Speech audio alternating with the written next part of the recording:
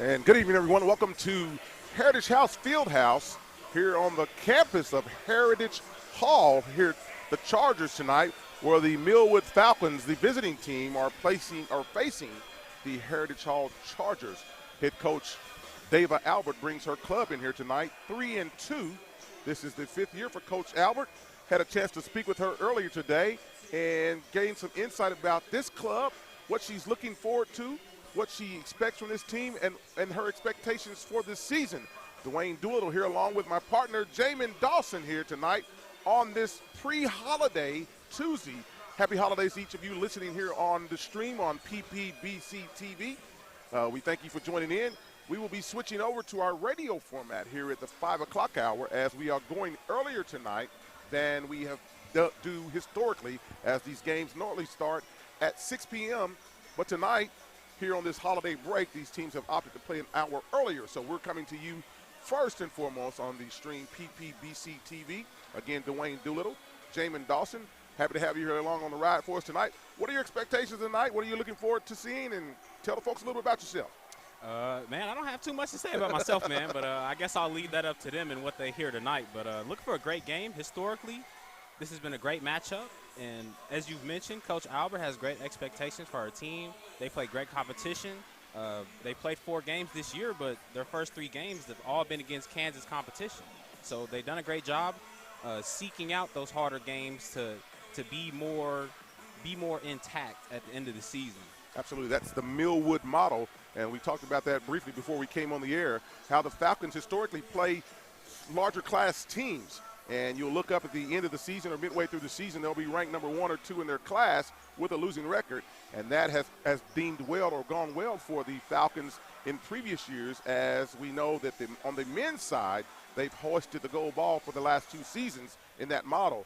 The difference this year, however, is that Class 5A and 6A have gone to district play, and so they're limiting the number of times the exposure that these smaller classes can have with those teams. And speaking with Coach Albert earlier today, she said she's looking forward to the tournament season, as these ladies will be have already traveled to Kansas and faced some good competition there, and are now 3-2. They lost 2 games on the road. They're in Kansas playing that better competition. And she's looking forward to the Bartlesville tournament that's coming up, which is an all 6A dominated girls tournament, team tournament.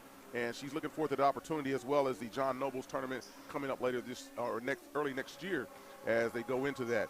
So when we talked to Coach Albert earlier today, her expectations for the team, of course, are like any other coach's expectations, are to hoist the gold ball. She wants her team to make it to the big house and be able to play there in front of the Millwood faithful. But she also knows that this team has to finish, and that is the big key word for her, is to finish, adjust, and take one game at a time. And so the state tournament, the road to the state tournament starts here, goes through this Charger team tonight. And I learned from Coach Albert last year that her team didn't lose, they learned. And so now hopefully they can apply lessons learned, as she is proud of for the 2 seniors that she has on the team that are leading her team. But when I spoke to her about the makeup of the composition of the team, she kind of bubbled up when she mentioned the freshman players. And those are adding new sparks to her team in the presence of Raquel Hunt and Carey. Those 2 young ladies are fueling the team, Reagan Carey and Raquel Hunt. That name may sound familiar to you, Millwood faithful fans, as the Hunt name is one that lives in infamy here at the Millwood land. It's the younger sister of Ricky Hunt, and I don't know if you had an opportunity to see him in the bowl game recently. And I'm telling you, this young man had been redshirted and held back, and when he got on the football field, he let them know all about Millwood and Ricky Hunt. And so his sister Raquel is looking to do that tonight here for her Millwood Lady Falcons. Again, Dwayne Doolittle along with you on the ride, Jamin Dawson, here on a Tuesday night at Charger Fieldhouse, as the crowd is starting to filter in. Some are getting off work a little late or later, and so we expect a great crowd. 2 games on tap for you tonight, as the men will face off later on, and we'll have more to talk about them in first-year head coach Dorian Williams, as he brings his squad in here tonight full of energy. And the big question tonight, as we look forward to the boys' game, is will we see the football players? Right. And if we do see them, what type of shape are they going to be in? I mean, I would think they would be in good shape, but, you know, basketball shape is just a little different. You know, from the start of that whistle to the end, you got about 7 seconds. But here on the hardwood, it is constant running. It's constantly ripping and running. Hey, tonight's broadcast is brought to you by SSM Health and Love's Travel Stops and Country Stores with co-sponsors Sunbeam Family Services, Millwood and Richmond Foundation, First Security Bank, A-Plus Lawn Services, Big O's Pork and Dreams, Chris and Christy Harrison of Heritage Funeral Home, David Threet's Hair Cafe and Cosmetology School, Wings Supreme, Marissa Berry Insurance Agency, Love Student of the Month, Super Prep, and Perry Publishing and Broadcasting. So, partner, we got to talk about players to watch, and those players to watch are brought to you by Super Prep. And Super Prep is a premier sports outlet featuring the very best in high school and college student athletes in the city, state, and nation. Super Prep can be found on CBS Sports Radio 105.3 and social media at Super Prep OK. 209-3485. And so we're now crossing over onto CBS Sports Radio 105.3 as we'll be simulcasting on that airway tonight. Thank you for joining in, those of you listening on the radio, as we get ready for our national anthem. And we talked about players to watch here in the middle of the national anthem. Junior Randy Harrod is the key player to watch for the Falcons, as she's already garnered several Division I offers and looks to lead her team in everything she does. She is an instant bucket. She is a bucket waiting to happen. Offensively and defensively, she is long, she is lean, she can get to the rack, she can shoot the ball from the outside perimeter. She is a scoring machine, and we'll see how she gets going tonight. She'll be joined on the floor by Anae Atchison, a senior, number 1 at guard, and number 2, Rihanna Hill, another senior. And so two seniors in the starting lineup, a junior and two freshmen. Talking with Coach David Albert here as we are underway here with the national anthem here at Charger Stadium, as we're getting things lined up for you to bring you this version of Millwood basketball on CBS Sports Radio 105.3 and PPBC TV. For those of you listening on the radio, you can join us and go to your Apple Store or the Google Play Store and download the app. PPBC TV. You can be right here in game, in stadium with us. I'm Dwayne Doolittle. This is Jamin Dawson. That's the national anthem. Tonight's officials are certified by the Oklahoma Secondary Activities Association. They are Robert Jones, Amy Shelby, senior number 1, Anae Atchison. Tonight's starters for the Falcons. Senior number 2, Rihanna Hill. Anae Atchison. Number 2, Rihanna Hill. Number 3, Randy Harrod. Number 4, Raquel Hunt. And number 5, Imani Atchison. So the Atchison sisters, along with Rihanna Hill, Randy Harrod, and Raquel Hunt, are the starting lineups for the Lady Falcons, who come in tonight at 3-2. For the Heritage Hall starters for Reagan Fowler, number 24, number 5, Marley Moore. As we are mimicking the public address announcer, we're finding out these starters with you. Number 20, Nevaeh Johnson. Number 12, Reagan Kramer. And number 3 rounds out these top starting lineups, Lenny Portman. Coach Olivia Nixon and her starting 5, and versus Dava Albert and her starting 5. We'll see who's going to be the victor tonight as we get into this contest, an annual home-and-home event for these two schools. And you'll notably they've played in football as well, where the Chargers got the best of the Falcons for the last 2 years. Right, I mean, but the Falcons, I mean, they're bringing the championships home. They're playing in those state championships. As Heritage Hall, I think they fell in the football state championship. Yeah, but like anyone would say, this ain't football. This is for the gold ball. This is the round ball, and we'll be ripping and running here as soon as we are able to go here, as the Falcons now are coming out clad in blue uniforms with blue T-shirts, and the Chargers in their home white with blue accents and a gray piping down the sides. Again, the officials for tonight's contest, Robert Swamp Jones, Amy Shelby, and Jimmy Horton III, here on this Tuesday night. Charger Stadium, Millwood basketball is on the air and on the stream, and the tip is there and controlled by number 1, Anae Atchison, as the Falcons will have the ball first on the offense again, moving from left to right. There's a quick shot, a 17-footer, no good, and rebounded there by the Chargers, number 3, Laney Portman, as the Chargers looks to push into the front court on a drive there, and a traveling double dribbling violation there as the Chargers turn the ball over. Reagan Fowler guilty of that infraction. It'll be Falcon ball under their own goal here as the 1-2-2 press is being deployed by the Chargers, and the Falcons break that easily and set up the offense and look to go running here. There's the first shot by Brandy Harrod from the outside of 3. No good from the near side. Rebounded off to the Chargers, and they look to push the ball into the front court. Number 24, Reagan Fowler, the primary ball handler here early for the Chargers as they're getting their information from Coach Nixon. Push the ball to the near side here as the defense now, the Falcons are deploying a man-to-man defense here and pushing the Chargers out past the three-point arc on a pass dumped inside, tipped away by number 4, Raquel Hunt. And last touch by the Falcons. Ball retained. The Chargers will retain possession here. 7 minutes and 10 seconds remaining in the first quarter play. Our score 0-0 as no one has been able to get the ball through the net on a three-point shot by the Chargers. No good as the rebound is fought for out near half court. Last touched by the Falcons, and the Chargers will retain possession in their front court. Yep, Chargers swinging it all around the perimeter, trying to find that open shot in the left corner. Again, man-to-man defense by the Falcons, and have extended the ball out past the three-point line as pressure up top by Anae Atchison all over Reagan Fowler. And there's a foul called here on number 1, Anae Atchison, her first personal.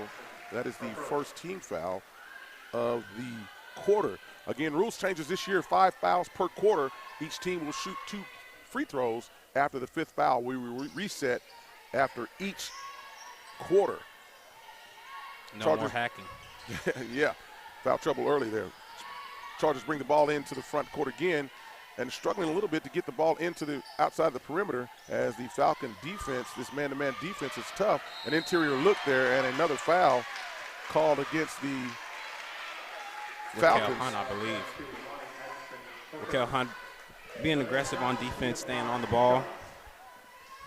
Just hands a little too active. So both of the Atchison sisters have picked up early fouls here in the first quarter, and that is a shooting foul for the Chargers in the person of number 20, Navia Johnson, who goes to the line and gets the first points of the game for the Chargers, who now lead 1-0 early on. Second free throw is up, and it too is good. And the Chargers have the early lead at 2-0 with 6 minutes and 20 seconds remaining in the first quarter play as the ball is driven all the way to the goal. And another foul here picked up by the Falcons on Brandy Harrod, her first personal. So 3 team fouls early for the Falcons with 6 minutes and 13 seconds. That could pay dividends for the Chargers later in this quarter. Coach Dixon gives out instructions to her team as they bring the ball across the timeline and look to push the ball up, and the ball is turned over. Last touched by Marley Moore. Another turnover here as the Falcons again will inbound under their own goal, and there's a 1-2-2 pressure again deployed by the Chargers. Inbounded to Brandy Harrod, back to number 2, Brianna Hill, over to Atchison, who's fouled in the backcourt. Fouls on number Brandy Fowler, her first personal foul, number 24. So team fouls 3-1 at this point. 5 minutes, 46 seconds as the Falcons now are into the half-court offense. A zone look defense by the Chargers looking to deny Brandy Harrod at the top of the key. Ball swung to the wing, and a shot taken here by number 5 of the Falcons, Amani Atchison. No good. Rebound off to the Chargers, who are looking to run and push the ball into the front court. Reagan throws the ball across court, and it's tipped away and last touched by the Falcons, and will retain possession. The possession will go back to the Chargers. 5 minutes and 22 seconds remaining in the first quarter of play here from Chargers Stadium. Tonight's game featuring the Millwood Falcons and the Lady Heritage Hall Chargers.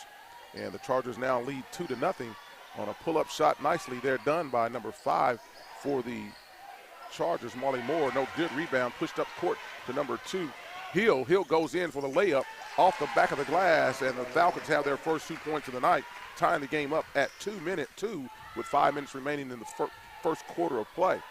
2-2 to score here in the early going here on this Tuesday night, pre-holiday edition, and another hand foul, touch foul called here. That'll be the second personal foul against Nate Atchison, who now Coach Albert has to make some decisions here as she finds her starting point guard with 2 fouls. And quickly, there's the answer. Number 13, Alyssa Isaac will be replacing her into the game. Alyssa Isaac is a junior who comes in to spell Nate Atchison as she's picked up 2 quick fouls, and the ball is tied up here. A Hale ball goes to the possession of the Chargers. 4 minutes, 48 seconds remaining here in the first quarter of play. We're all tied up at 2, so points are not coming at a premium here tonight early on as they're working the jitters out here, both teams. Right, working it out. Number 5, Marley Moore, has been pretty active here for Heritage Hall, getting most of the touches here. So Hale ball is the call here, and the possession goes to the Falcons. 4 minutes and 40 seconds remaining as Coach Albert is giving instructions as they're looking to face again this 1-2-2 press and looking to bring the ball up without dribbling, and they do across the timeline, done nicely as Isaac goes up to shoot, no good. Rebound by number 4 of the Falcons, Raquel Hunt, who puts the ball back, and that's her first 2 points of the game, and the Falcons have their first lead at 4-2. There's a turnover taken by the Falcons as they're looking to push.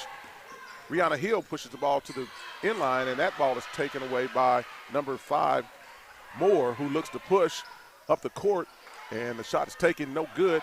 Rebound, no good. Ball last touched by the Chargers. It'll be Falcon basketball. All right, we got to find some poise. I mean, that was a great job by Raquel Hunt, not hesitating, getting that ball back, putting up that quick inside jumper, get the first points on the board. So looking to get things settled down here. Tonight's game brought to you by SSM Health, Loves Travel Stops and Country Stores here on a Tuesday night. We thank them for their sponsorship as Brandy Harrod goes to work for her first 2 points of the game, inside bucket. And as I told you in the pregame, she is a bucket inside and out. Didn't have her first shot go down as she took a 3 early and got to the rim to show them a different look. And the Falcons now lead 6-2 here with 3 minutes and 39 seconds as the ball's tipped away into the hands of the Chargers, who retain possession along the end line, looking to swing the ball out toward the 15-footer. The ball is taken away by the Falcons as they're looking to push number 4, Hunt.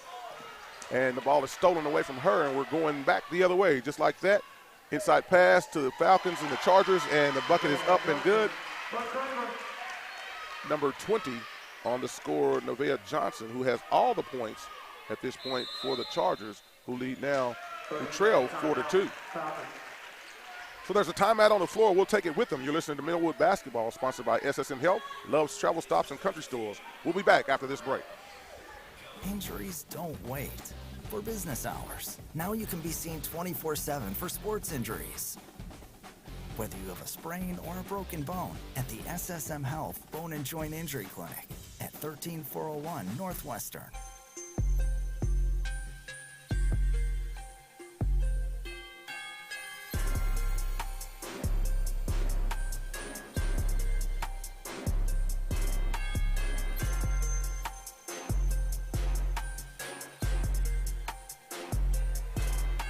Welcome back inside of Charger Fieldhouse. Here, Dwayne Doolittle and Injuries don't wait Jamin Dawson on the call with you tonight. Here as the Falcons lead early on in the first quarter of play, 3 minutes and 11 seconds remaining in the first quarter of play. Now leads 6-0 as Coach David Albert took a 30-second timeout to rally the troops. You're listening to Millwood Basketball, sponsored by SSM Health, Loves Travel Stops and Country Stores. Thank you to our sponsors, Sunbeam Family Services, the Millwood Enrichment Foundation, First Security Bank, A-Plus Lawn Services, Big Old Pork and Dreams, Chris and Christy Harrison. And we'll get to the remaining in just a moment as the Falcons go quickly to the goal. Ball rebounded by Brandy Harrod. Shot no good. And we're off and running again as the Chargers look to push on a nice defensive play. And the ball again is up, and the shot goes in for the Chargers. Number 12, Reagan Kramer on the bucket. Heritage Hall doing a great job keeping that pace. Rihanna Hill puts up a 3. Shot no good. Last touch by the Chargers, and the Falcons will retain possession here on a back-and-forth contest as both teams are starting to fill each other out, pushing the ball on both ends. need to get settled down on the offensive end, as we've had a plethora of turnovers. And there's another one on cue as the Falcons turn the ball over to the Chargers, who look to push, get to the other end. Might have got away with a travel there. There's a point shot that goes up from the wing, no good. Rebound, Brandy Herrod, who looks to push again. And so we're going back and forth as the Falcons are going left to right on the radio. And another turnover.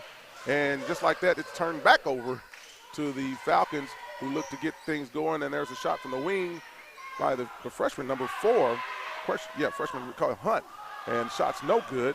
And the Chargers are looking to run, and the freshman makes up for it and tips the ball away. It'll be Charger basketball under their own goal. Substitutions coming into the game for the Falcons tonight.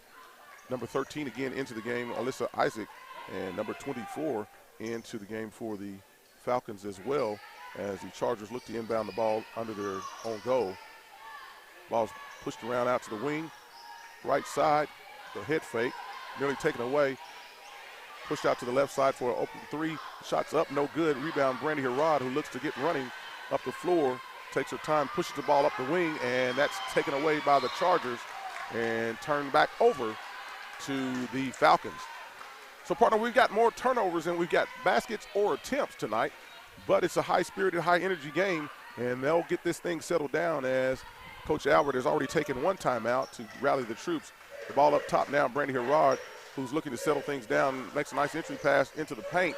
And just like that, Imani Atchison on the 2-point bucket as the Falcons look to slow things down, now lead 8-6. 1 minute, 30 seconds remaining in the first quarter of play.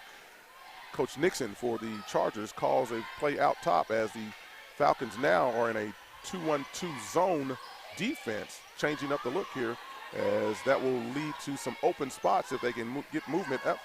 Might have gotten away there with a travel there, but not called, and they're still swinging the ball out. And a long three-pointer taken by number 3, Lainey Portman, who knocks down three-point basket. And the Chargers now lead 9-8. First three-pointer of the night. First three-pointer of the night. So under 1 minute remaining as the Falcons now are looking to push the ball, get the ball into the too-high zone, boom, and a backdoor push and a cut, and the shot's up, no good. However, there's a foul on the play, and that foul's on number 24. Reagan Fowler, her second personal. Put that down, partner. She's been the primary ball handler, and she's got 2 fouls already. Ryan from Millwood, I mean, that's just a great job, great ball movement, getting that ball inside so we can get to the charity stripe, get some more points on the board. Absolutely. First free throws go down, and we don't have a name for this player who may have changed numbers, and we'll get that information to you as quickly as we can as we find out just who she is. But she's in the scoring column for the Falcons and has tied the game up here at 9-9 with 46.4 seconds remaining. The second free throw is up and no good, and Brandy Herrod out-battles the Chargers for it and then turns the ball over as the Chargers look now to push into the front court to get settled here. Ball to the wing on a shot, rainbow shot, no good. Rebound off to the Falcons, who now look to push the ball again into the front court. And rather sloppy play here, and there's a foul on the call. Ball will be Falcons ball at the end line. Fouls on number 0, Anna Walker. Her first personal foul. Third team foul against the Chargers. Shot up and taken by number 5 for the Falcons. Atchison, no good. Rebound to the Chargers, who now are looking to go one shot as we go under 15 seconds. Coach Nixon is giving instructions very vehemently to her team, and I don't know that they're listening to her as they've got the ball into the short corner. A throw-up shot and a rebound and a block. However, there's a foul called on the play. We'll look to see who that's on. Number 5, and that's going to be 2 fouls on Imani Atchison. So the Atchison sisters both with 2 fouls. That's the 5th personal foul or 5th team foul on the Falcons, as the Chargers now will be at the free throw stripe for the remaining of the quarter, shooting 2. First shot by number 20 for the Chargers, no good. Nevaeh Johnson, as she looks to break the tie here at 9-9 with 1.2 seconds remaining. Second shot is up, and it is good, and the Chargers now lead 10-9 here in the first quarter. As time runs out, time expires. That's the end of the first quarter. You're listening to Millwood Basketball exclusively on 105.3 HD1, sponsored by SSM Health, Love's Travel Stops and Country Stores. We'll be back on the other side.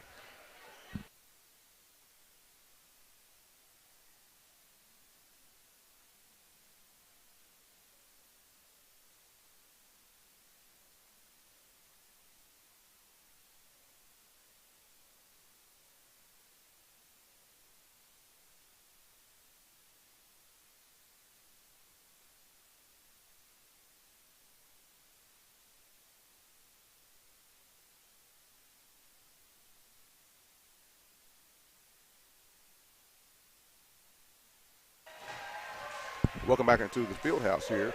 Tonight's game is sponsored by SSM Health and Love's Travel Stops and Country Stores. Sometimes after a hard-fought game, a player needs the services of a sports medicine specialist, and those specialists at SSM Health Hospital has a great team to get the player back in the game. Love's Travel Stop is a founding member of the Millwood Falcon broadcast and continues to make our community a great one to live in. Thank you, Love's Travel Stops and Country Stores, for your support of Millwood Athletics. So here on a Tuesday night, partner, we've seen a lot of back and forth. The Chargers now lead 10-9 here as we start the second quarter of play.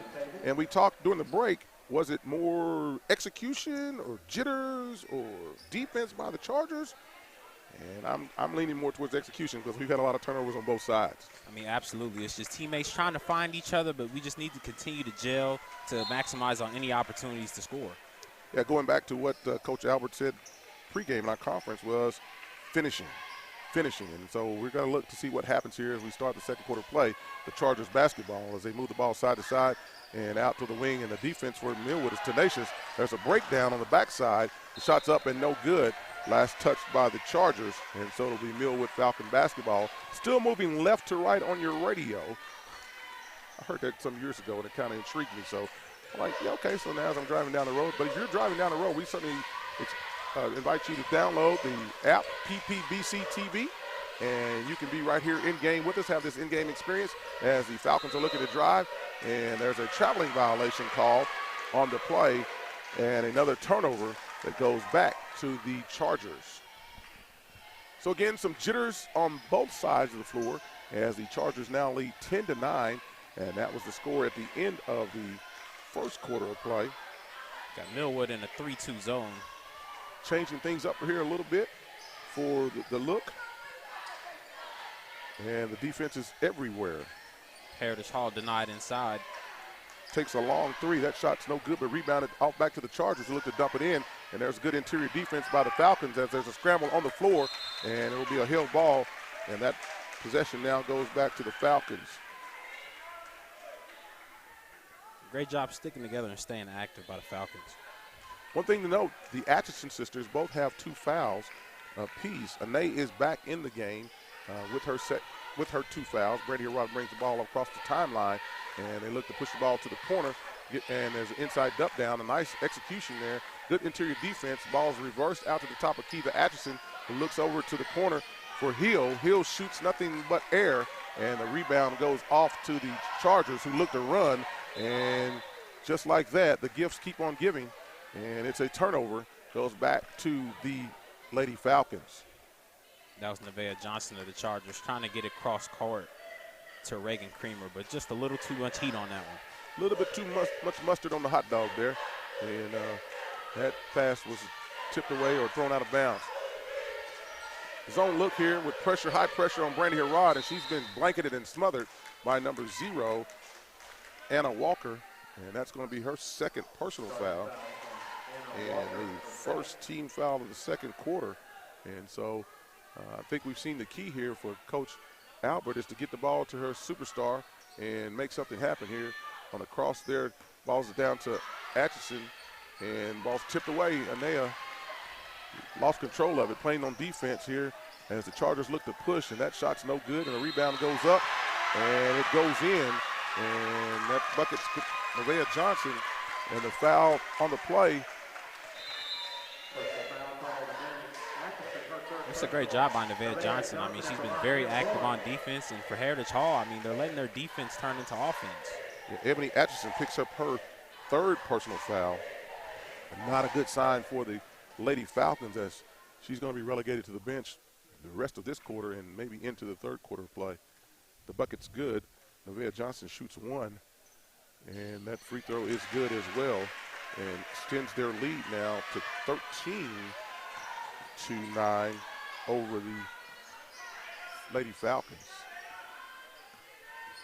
So the Falcons are looking for some offense, and another turnover. Double dribble is the call, as Anaya Atchison, being pressured, turns the ball over, and it goes back to the Chargers. One thing different is Brandy Harrod is playing down low. She's in there in that high post instead of bringing that ball up. One thing Coach Albert has made a change on. Yeah, we'll see if that pays dividends here. That's some open looks. There's a long rainbow three-pointer from the right side of the court. Doesn't find the bottom of the net, and the Falcons are again off and running. Number 2, Brianna Hill, all the way to the cup, and she gets fouled on the play. And number 5, Marley Moore, her first personal foul, second team foul of the quarter. Number 2, Brianna Hill at the line, shoots 2 for the Lady Falcons. Great job getting to the rim by Rihanna Hill, going coast to coast there. First free throw is up and no good. You know, good things come to those who get to the rim. You'll either make the bucket and get a foul, or you'll miss the bucket and get the foul and be able to shoot free throws. That's a key. If you find the outside shot or not fall and get to the rim, see something go in, have some success, as the second free throw is up and good by Rihanna Hill. And now the Falcons trail 13-10. And the Falcons are impressed, playing man. A man press here. The Chargers break it relatively easily, as there was a touch away and the ball's pushed up near the volleyball line. And on a wild dribble that's taken away by Brandy Harrod, and she's looking to run for the Falcons, filling the lanes nicely, splits the defense, goes up, scoops under, and no good. Rebounded, number 4 for the Falcons, no good, as Raquel Hunt's shot no good, and the Chargers are in the front court, just like that. 2-3 for the Falcons. Looking to press the ball into the interior of the defense, nearly taken away by the Falcons. A wide, long three-point shot, no good, and that's going to be a foul call on number 20, Nevaeh Johnson, her first personal foul. Third team foul here in the second quarter of play, where the Falcons trail 13-10. Again, reminding you here, for high school basketball, starting this year, the 5th team foul of each quarter, the teams will shoot 2 free throws. No longer do we carry over to the 7th over into each quarter. It resets similar to NC2A women and the NBA. And that's a rule that I really like, because it gives the teams a chance to be able to work through some difficulties if they had some trouble in any particular quarter here. Zone defense, it's a box and one defense trying to deny Brandy Harrod, but no good with that. She's still able to get a shot off. However, it's no good, and the Chargers are looking to run. And in the person of number 24, Fowler, and there's a breakaway layup for number 24, whose name we still don't have for the Falcons, but we'll get that. I promise you we'll have that before we get back from halftime. Chargers into the front court, nearly throw the ball away, looking to set up the offense now, lead 13-12. So this is a game of ebbs and flows here, as the Falcons have found a little momentum and are looking to use their defense to shut down things for the Chargers, and it works.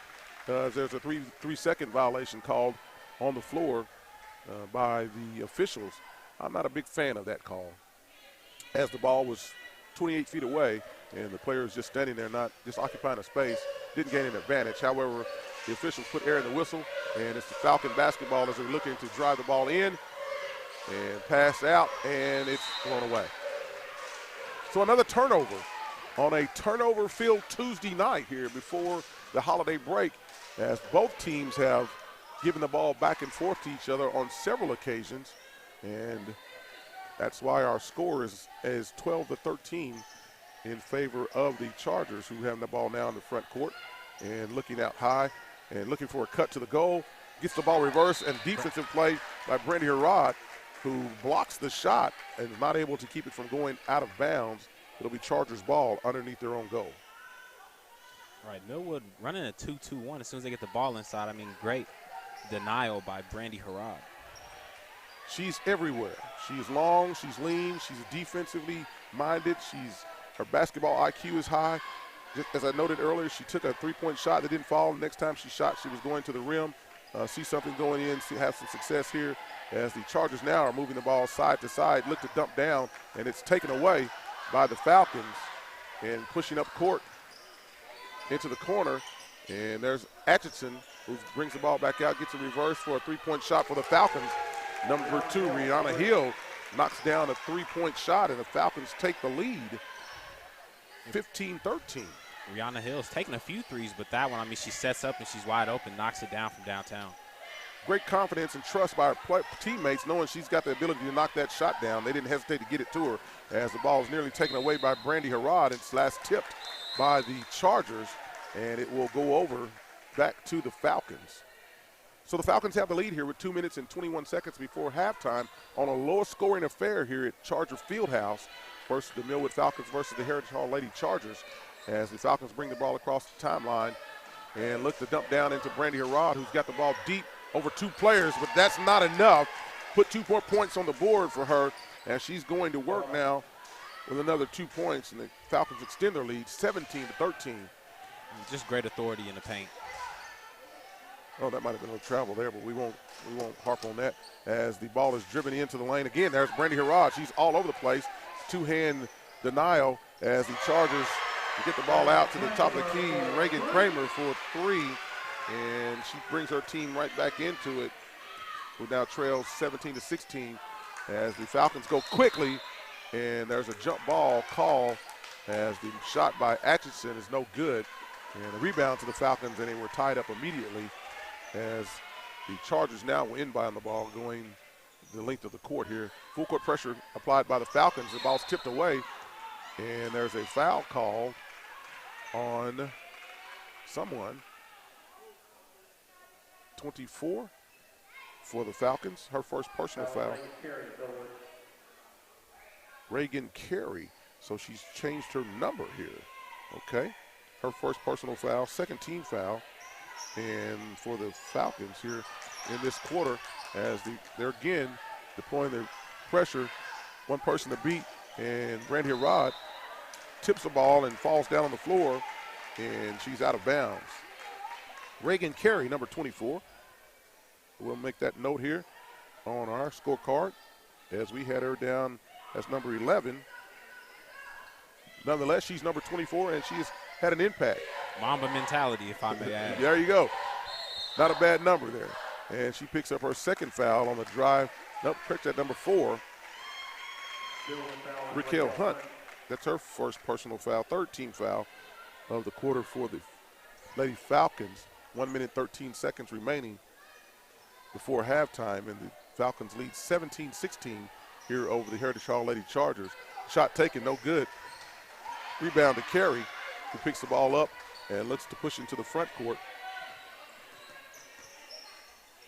Swings the ball out to the top to number 2, Rihanna Hill, who's looking for Brandy Harrod, who brings her person up. Ball pushed out to Atchison, who goes the ball in the corner to Carey. Carey looks to muscle her way in. A lot of contact, no foul call there. 3-point shot by the Falcons, number 2, Hill.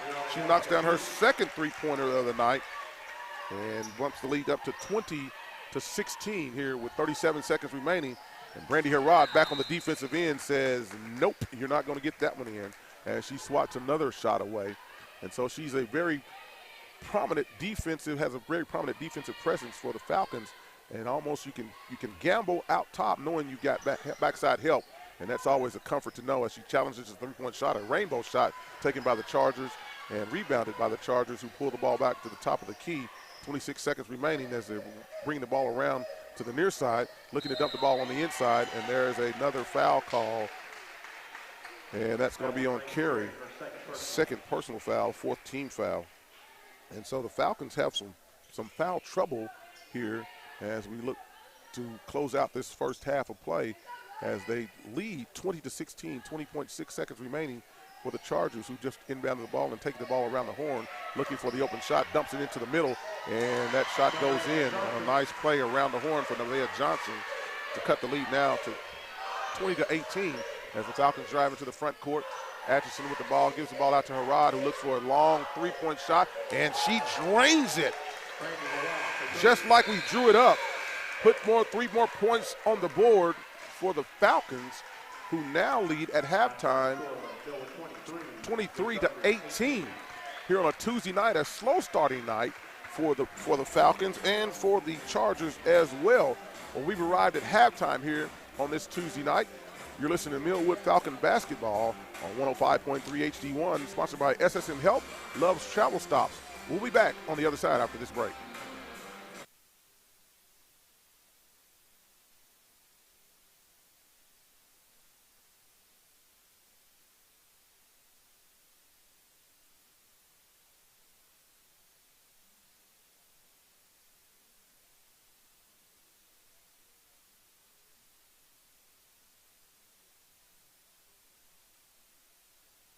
Now you can be seen 24/7 for sports injuries.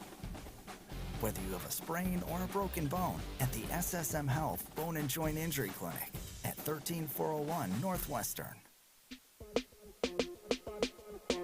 Oklahoma City, I'm Miles Perry, and I want you to tune in to my show, Super Prep Live. Super Prep Live takes an in-depth look at the Oklahoma high school student athlete and what makes he or she become great at what they do. Super Prep Live can be heard on OKC's CBS Sports Radio 105.3 and Instagram Live. Make sure you tune in and learn about the next great student athlete on Super Prep Live with me, Miles Perry.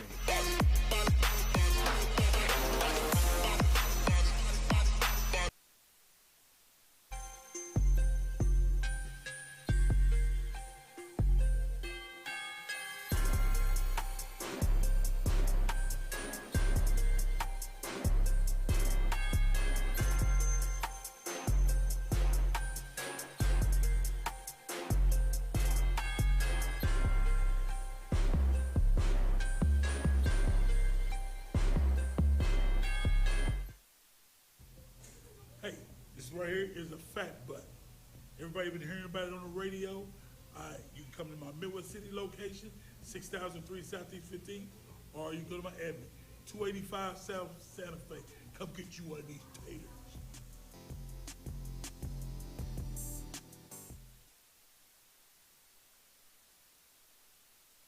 Injuries don't wait for business hours. Now you can be seen 24/7 for sports injuries.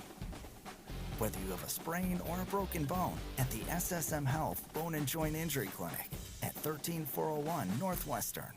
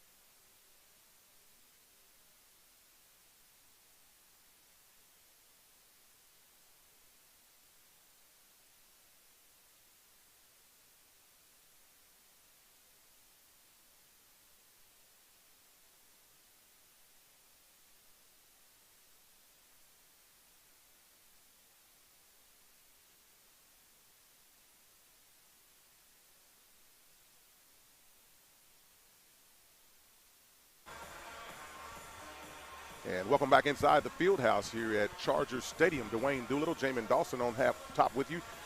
Here at halftime, where the Lady Falcons lead the Lady Chargers 23-18. Halftime is brought to you by the Millwood Enrichment Foundation. The foundation is raising $25,000 to help them take care of their teachers and scholarships for Millwood students. Help make a positive difference in investing in our jewel institution, Millwood Public Schools. You can make a contribution at Cash App, Millwood Enrich OKC. That's Millwood Enrich OKC. And we'd like to thank them for their sponsorship of halftime. So, partner, here we are at halftime on a night where we've talked about the players to watch early on, and those players have not disappointed, mainly in the person of Brandy Harrod. Brandy Harrod, I mean, she's making it happen on both ends. You see Coach Albert trying to get it to her best player. I mean, she's calling her own number. She's doing a great job. I mean, end of the game, she comes down here, she assists Rihanna Hill on the three, comes back down defensively, blocks the shot. Heritage Hall gets it back, heavily contests the shot. They get the ball back, she comes down, she hits the three. Just like you drew it up right there, a three-point shot at the end of the quarter, put your team back up, put your team up 5 points. She's doing it all tonight. Second half, though, we've got to look at the number of turnovers. We've got to limit those opportunities that you don't have a chance to score, that lead to opportunities for the other team to have to score. And so we can get that worked out now, turn up the defensive pressure, continue where we are with that. I believe the Falcons are going to be okay. Leading scorers for the game in the game tonight, we have Brandy Harrod, who leads the team with 6-7 points, trailed by Rihanna Hill, who leads the team with 9 points. Rihanna Hill, 9 points. Brandy Harrod, 8 points. Raquel Hunt, 2 points. And Reagan Carey with 3 points for the Falcons. That Amani Atchison with 2 points. That rounds out the scoring for the Falcons in the first half. Nevaeh Johnson's doing everything for the Lady Chargers. She's got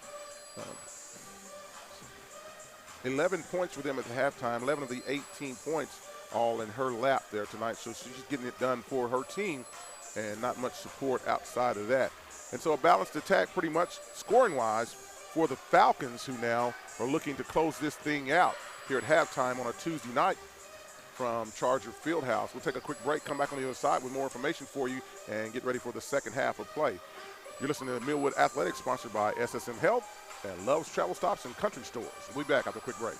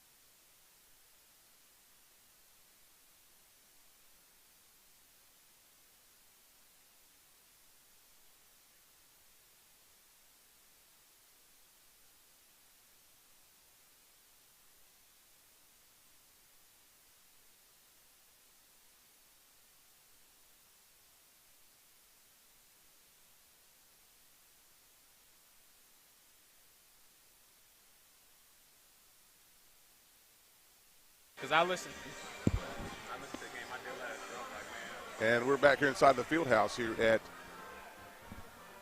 Charger Stadium, where the Millwood Lady Falcons, who have not returned to the floor yet, as Jamin Dawson and I were talking, and we got hot there.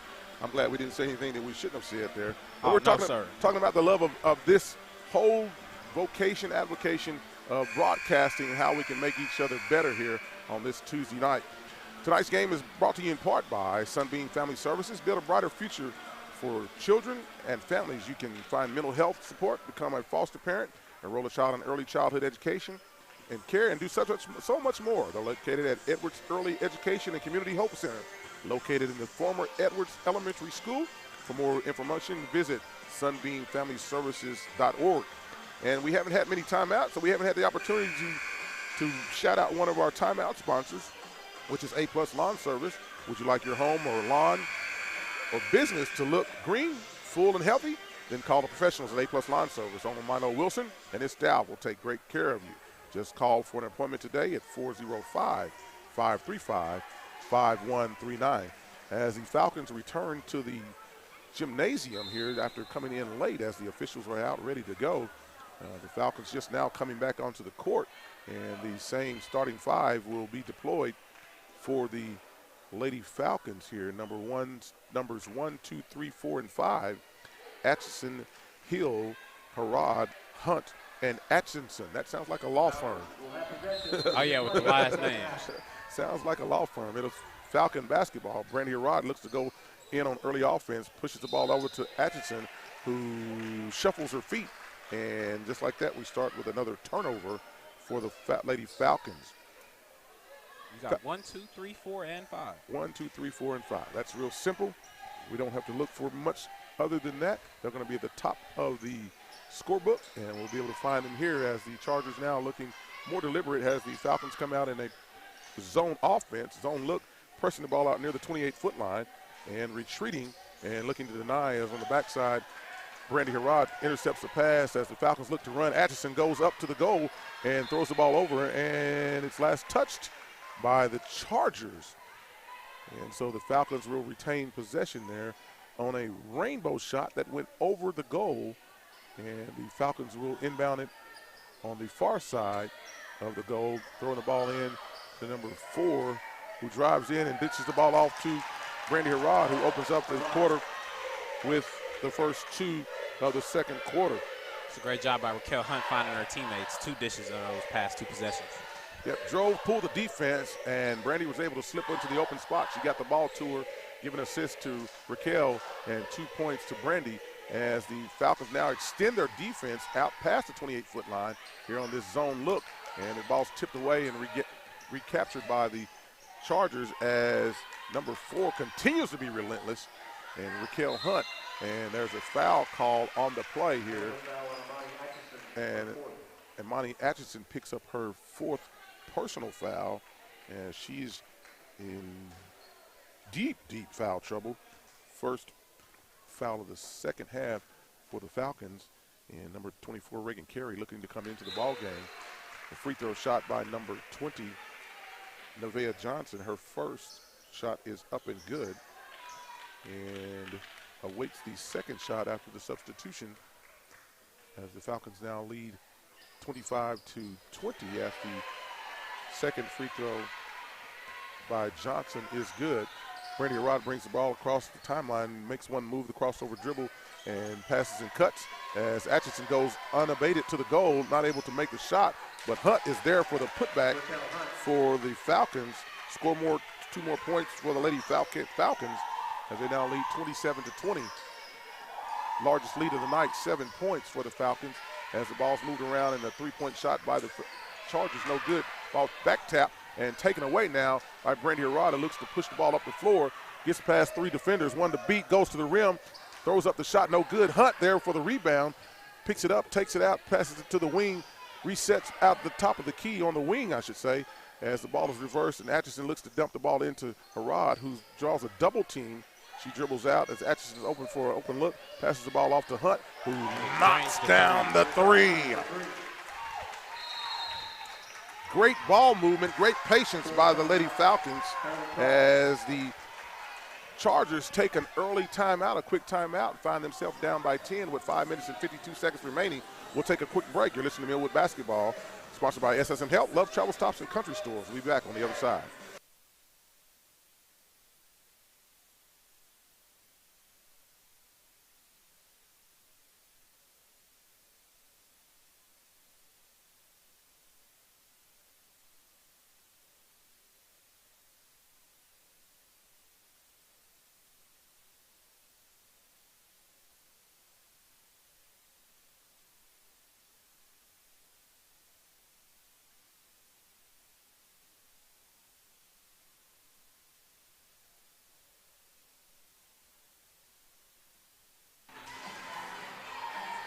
And welcome back inside the field house here as the Falcons now have a 10-point lead. That timeout taken by the Chargers. It's an A-plus timeout. A-plus Lawn Services. Contact owner Milo Wilson at 535-5139 to get your lawn green, mean, clean. You'll be the talk of the neighborhood. Tell them Milo Wilson sent you A-plus Lawn Services here. Dwayne Doolittle, Jamin Dawson on a Tuesday night pre-holiday game as the Falcons will be playing in the Sick Up Sale tournament at Putnam City West on this weekend, Friday and Saturday night. They'll have a couple of games there as we go into the break, come out on the other side, and then we'll get into tournament week, into the first week of the season, or the first week of the year, and they'll be at the Bartlesville tournament. The ladies will be playing in the Bartlesville tournament, and in talking to Coach Dava Albert, she's looking for those opportunities to be able to play these larger classes, as that's the Millwood model, as the Chargers look to dump the ball down deep, and it's taken away by the Falcons, and number 4, Hunt, is off and running as she gets the ball over to Atchison, who drives into the goal, crosses over, takes one step, makes one miss, and puts 2 off the glass. Another 2 points for the Lady Falcons, who now lead by 12 with 5 minutes and 18 seconds remaining in the third quarter of play. The largest lead of the night, 12-point lead, as they led by 5 at halftime. Brandy Herod contests the shot, last touched, goes out of bounds off of her hand, as the halftime score was 23-18. A 5-point lead now has become 12 points as the Lady Falcons have come out and have executed well and have taken care of business here. And a turnover here as Brandy Herod looks to get running, and just like that, she gives the ball back. But nope, it's taken away on jump ball is the call. And the ball will go to the Chargers as the Lady Falcons inbounded the ball to start the second half of play, as Coach Albert is asking questions, and the official is pointing to the scoreboard, and I don't know what that was about, but nonetheless, possession now. Okay, she was pointing to the possession arrow. That's up there. It's a red triangle by the score. Chargers look to dump the ball in, and good defense by Carey, who comes across the backside and takes the ball away and gets the ball pushed up court, and she goes up on the offside. Brandy Herod is there for the putback, puts the ball in for 2 more points, and the and one is upcoming. And Millwood starting to pull that lead away. I mean, the Chargers are turning a lot over in that front court. Yeah, the difference this time is that the Falcons now are executing on the offensive end as Brandy completes the traditional 3-point play, and now the Falcons lead 35-20, a 15-point lead, which is the largest lead of the night. And for every bucket they make and the Falcons make and they don't make, I'll continue to say that as the ball is looking to go deep in, and the Falcon defense is tenacious there, led by Brandy Herod, Raquel Hunt, and Reagan Carey, and there's a held ball, and the possession goes back to the Lady Falcons. And their defense really paying dividends here in the second half early. So the Lady Falcons out of the locker room have tightened up the defense, tightened up their handles, and they're able to make a few more shots go in as Carey works the ball outside on the wing, back out to Atchison, over to Arad, who takes a long 3-point shot, no good, and the ball ricochets out of bounds. It'll be Charger basketball on that long shot by Brandy, who didn't go in. So she's had some success from the 3-point land early in the first quarter, able to knock down one of those shots. That one didn't fall as the Chargers take the ball around the horn and shoot a long 3 themselves to rebound the ball. Ball back out to the near wing, into the 15-foot elbow. 15-foot shot goes in, no good. And the ball is taken away, and there's a foul called on the play. Number 15, Carol Grimmett. Her first personal foul and first team foul of the second half against the Lady Chargers. Lady Falcon basketball. 35-20 is the score here by the Falcons, up 15 with 3:26, and a nice pass from Brandy Herod inside to Atchison. There's the and one, put 2 on the board, and there's a foul on the play as Anae is going to the line for 2, or correction, for 1, as the ball goes through the net. Foul on the play by the Lady Chargers, their second team foul of the second half. Atchison at the line for the traditional 3-point play. and the shot's no good. But guess who's there to clean things up? Brandy Harrod goes to the goal, no good. Backside rebound to Hunt, back to Harrod, tipped and tapped, back out to Atchison, who drives the goal for the rainbow shot. It goes in too. Mama!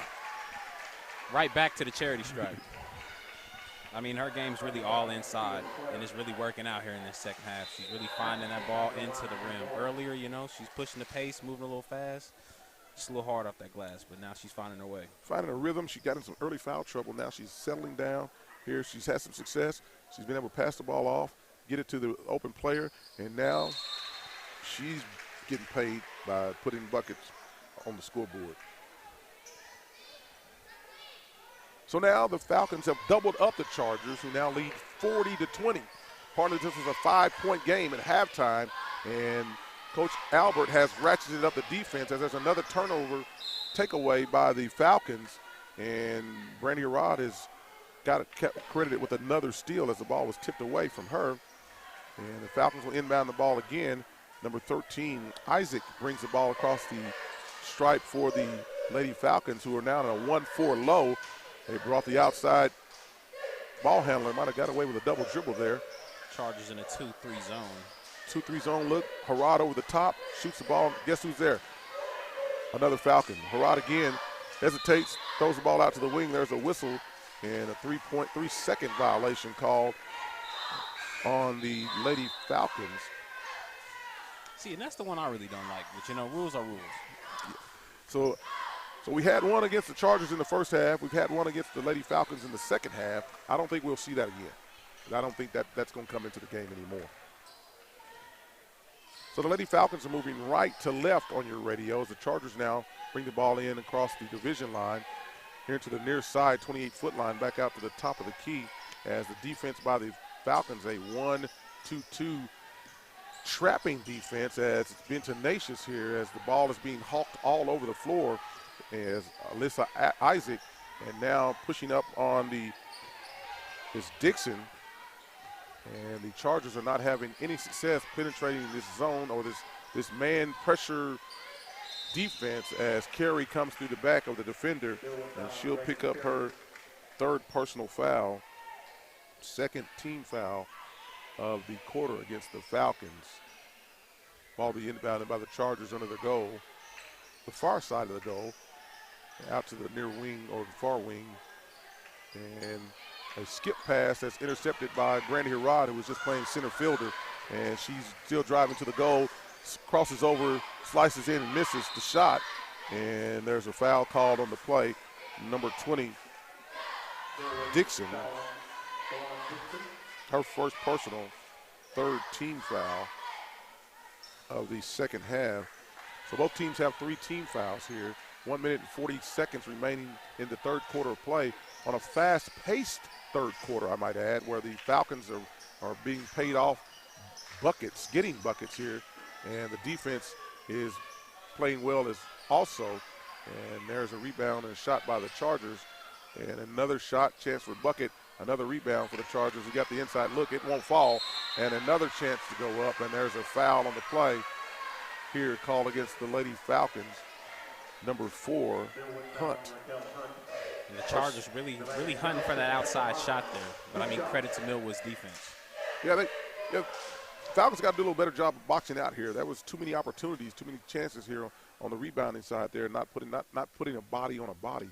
And as a result of that, a reach-in foul will put number 20 at the line, who goes up, and Nevaeh Johnson misses the first of 2. And she's been living at the charity stripe tonight. This is her 9th free throw upcoming. Second shot no good, also rebounded by the Falcons. Alyssa Isaac rebounds, brings the ball up across the timeline here. 1 minute, 9 seconds remaining, third quarter play. Ball reversal near the 28-foot line out on the top. Push to the key, looking for Johnson. And there's a question whether we had a whistle for a volleyball on the floor first, or is it Falcons basketball? And so the volleyball came out and disrupted things. I don't know where that came from. But that's good because it saved a turnover because the Falcons had turned the ball over. Right, nothing wrong with a sideshow. There you go. The stop and pop number 2 for the Falcons. Hill shot no good as the Chargers are off and running. Harrod on defense crossed over and crossed up, and the block, and the ball contacts a Millwood player who's out of bounds. Hill standing out of bounds as Brandy got her block, and Hill touched it. Ball goes back to the Chargers.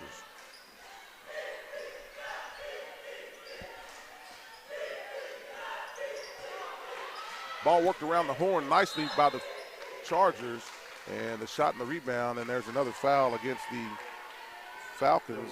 Hill, her 3rd personal foul. The 5th team foul. Nevaeh Johnson back to the line for the Lady Chargers to shoot her 10th and 11th free throw of the contest. First free throw is up, and it is good. Chargers now trail by 19 as the Falcons lead 40-21 with 33 seconds remaining in the 3rd quarter of play here on the Tuesday night at Heritage Hall Fieldhouse. Second free throw is good as well.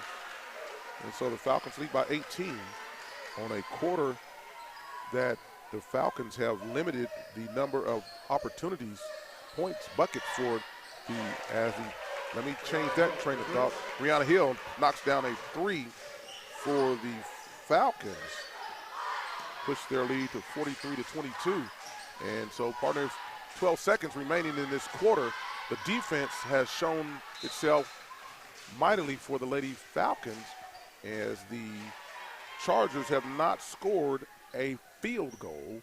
Only 4 points from the free throw line this quarter, with Brandy Harrod driving to the goal, and that's going to be a foul on Brandy Harrod. A charging foul. Her 2nd personal, and as the quarter winds down, 1.8 seconds remaining in the quarter, it'll be Charger basketball.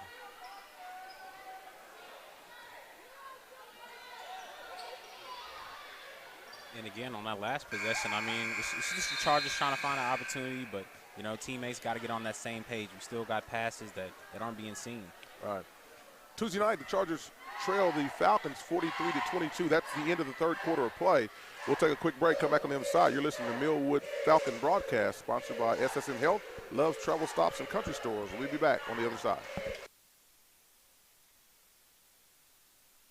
Injuries don't wait.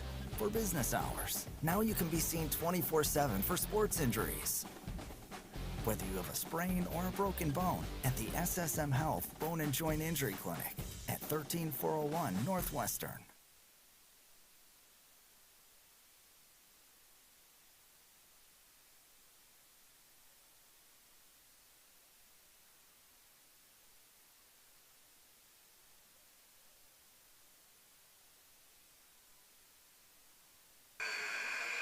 And once again, welcome back inside the field house here at Heritage Hall Charger Fieldhouse on the campus of Heritage Hall Schools. Dwayne Doolittle, Jamin Dawson here on tap for you. So part of the big takeaway for me in that quarter was that the Falcons were able to score 20 points, and they limited the Chargers' production to only 4 points on 4 made free throws.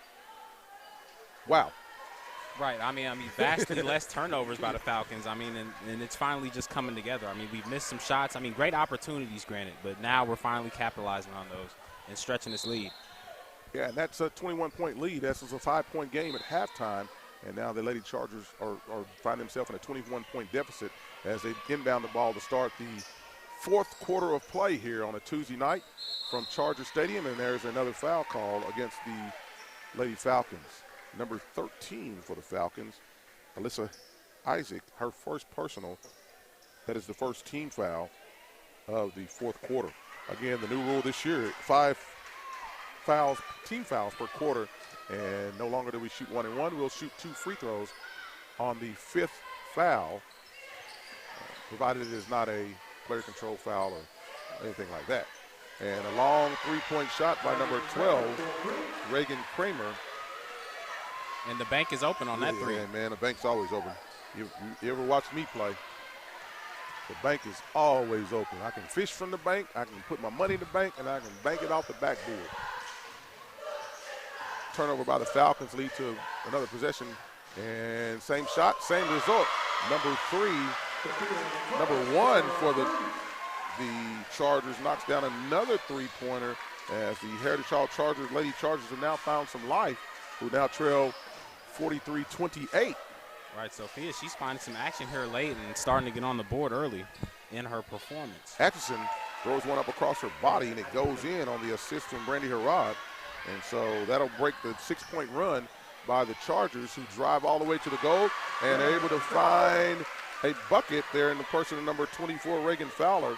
Put 2 more points on the board for the Chargers as the Falcons push the ball into the front court and work it around as there's pressure outside. Harrod dishes the ball out, and number 2, Hill, says, if you can knock down threes, I can knock down threes too. A three-pointer by Hill from the corner and pushes the lead back up now to 18 points as the Falcons lead here in this fourth quarter with 6 minutes and 14 seconds remaining, as the Chargers have the ball in the front court and are looking to push the ball into the paint, and there's backside help.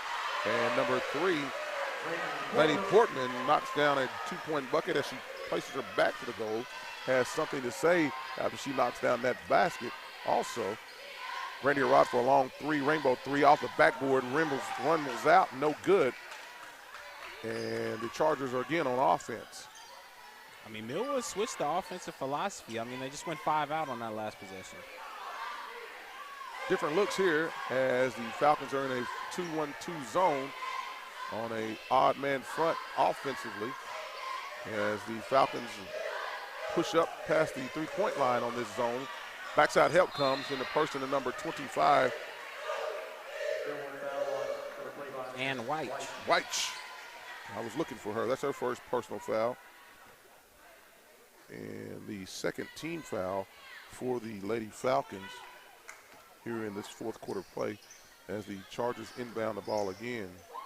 And the Chargers were electing to go 5 out, trying to get that ball inside Reagan Crowder. Brandy Rod brings down a rebound on a missed 3-point shot by number 1. And the Falcons throw the ball away. I mean, again, trying to find Raquel Hunt back door, but just a little too much sauce on that. Little too many pepperonis on the pizza? Oh, you said sauce. Got to pat that. Absolutely. I mean, I don't know about you, but I'm a pizza patter, man. Yeah. Say what you want. There it is. Here we go, back into the front court for the Chargers. Ooh, nice defense there, and a foul call on the backside on a reaching foul on a lot of ball. Rihanna Hill, it's her first personal foul of the game, third team foul, as the Chargers now find themselves with 3 team fouls against the Falcons, none against themselves, so they'll continue to drive. There's a shot outside taken by the Chargers, no good, and a reach in by the Chargers. Ball's tipped away. It'll go back to the Falcons. We'll bring the ball in under the goal line here to go 84 feet. Atchison brings the ball across the division line, holds up 5 fingers. They're going to run play number 5. Chargers are in a 2-3 zone. And they've defeated the zone as number 5 finds her way the hole in the spot. Atchison to Atchison there, a 2-point bucket as the Falcons now lead 50-32. My bad there. Missed a bucket along the way. So part of the conclusion of the game, we'll have player of the game, super player of the game. We'll talk about that and go forward from there as the 3-point shot by number 24, Reagan Fowler, goes in. Nice touch from 3. Starting to find some success, but just like that, the Falcons come back. Atchison puts in another 2, and before the celebration was over with, the Falcons have scored again. And a timeout taken by Heritage Hall. We'll take it with them. You're listening to Millwood Athletics, sponsored by SM Health and Love's Travel Stops and Country Stores. We'll be back after a quick break.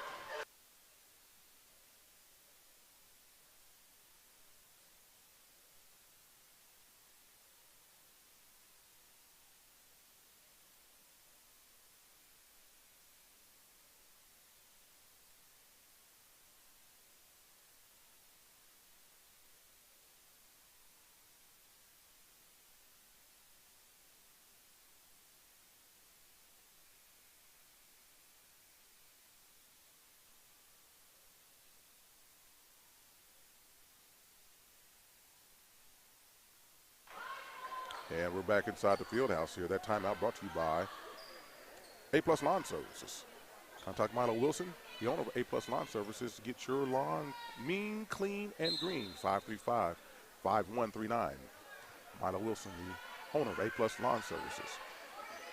Chargers bring the ball back across the division line out of the timeout, a 30-second timeout taken by Coach Nixon, as the Falcons now are pushing up and playing defense all over. They're expanding the zone as number 3 with the runner, Portman, for 2 more points for the Chargers. Now trail 37-52 on a quick basket shot by the Falcons, no good. And the Chargers are back on offense, and Brady Harrod is there, but the foul is called and the bucket goes in. That's a 2 more points for the Falcons, or correction, for the Chargers. Brady Harrod picks up her 3rd personal foul. So some tempo and some momentum, maybe a little. See what happens if we push the ball up the floor. They're finding some life trying to penetrate the paint, indeed. As the 3-point play is completed, and now it's a 12-point ball game with 3 minutes and 13 seconds remaining in regulation. Falcons moving the ball around the horn, out past the 28-foot line, look to go deep. Atchison looks to penetrate, throws the ball in, it's tipped away, looking for a rod, opposite side of the court. Didn't have the best passing angle, and there were a couple of defenders in there. They were able to knock the ball away. However, the Falcons will retain possession as the ball inbounded to Brandy Harrod on the far side wing. She brings the ball up to the top of the key to Atchison. Atchison again hold up 5 fingers. Ane wheels and deals back over to Brandy Harrod on the far side. Number 2 for the 3-point shot by the Falcons. No good. That was Hill as the ball is advanced into the front court by the Chargers. Tough defense being deployed by the Falcons, and double team deep, and the ball goes back out to the top of the key. Coach Nixon for the Chargers holds up 5 fingers as the Falcons now are playing a matchup zone, looking to deny the best player on the floor, number 24. Ball's tipped away. Atchison throws a nice bounce pass up to 2. Hill goes off the backboard, put 2 points on the board as the Falcons are off and running on that 2-point basket. Lead now 54-40, 2 minutes and 12 seconds remaining in regulation. The Chargers back into the front court of the offense as they're moving the ball around the horn and settle for a long 3. No good, hits the back heel, and the ball's picked up and tied up by both players here. Possession goes to the Lady Falcons. 1 minute, 59 seconds here on a Tuesday night from Heritage Hall Fieldhouse on the campus of Heritage Hall Schools. Tonight's contest sponsored by SSM Health, Love's Travel Stops and Country Stores, and other sponsors. We'll thank them along the way.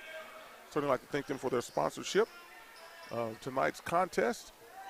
As we bring it to you, Dwayne Doolittle, Jamin Dawson, and we're glad to have you here on 105.3 HD1 and PPBC TV.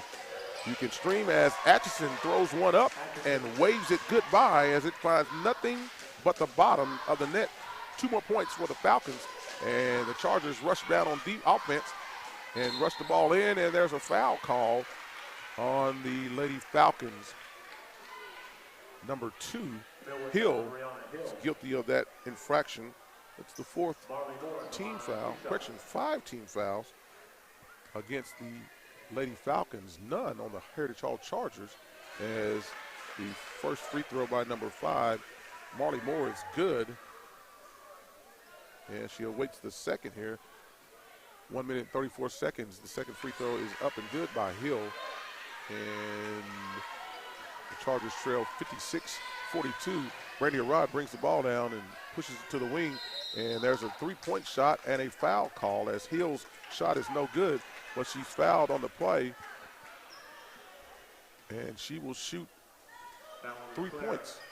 And she is definitely the 3-point specialist of this team. She really likes that spot over there on that right wing, kind of closer to that corner. She gets over there and finds her way, doesn't she? Really. First free throw is no good. Awaits the second free throw. It finds the bottom as she was fouled in the act of shooting a 3. She is awarded 3 free throws. The third free throw now up and no good off the back heel, and the Chargers are off and running. 1 minute, 20 seconds remaining in regulation. The Chargers in the front court near side. Back out to the top of the key and get the offense settled. Far wing into the far corner. And Harrod in defense challenges the shot by number 5, Atchison. That's going to be her 5th personal foul. Imani, her night is done as her 5th personal foul tonight. So Imani Knight was done with 5 fouls, 4 points on the night for her, as her services were kind of limited from the beginning as she found herself in foul trouble early. Number 5. And those things happen. I mean, it's just something that she'll learn to overcome, you know, as we progress in the season. Just a little overzealous there and led with her hands and just couldn't get it back together again. Marley Moore, first free throw no good, and some would say that was a good foul. Second shot's up and it's good.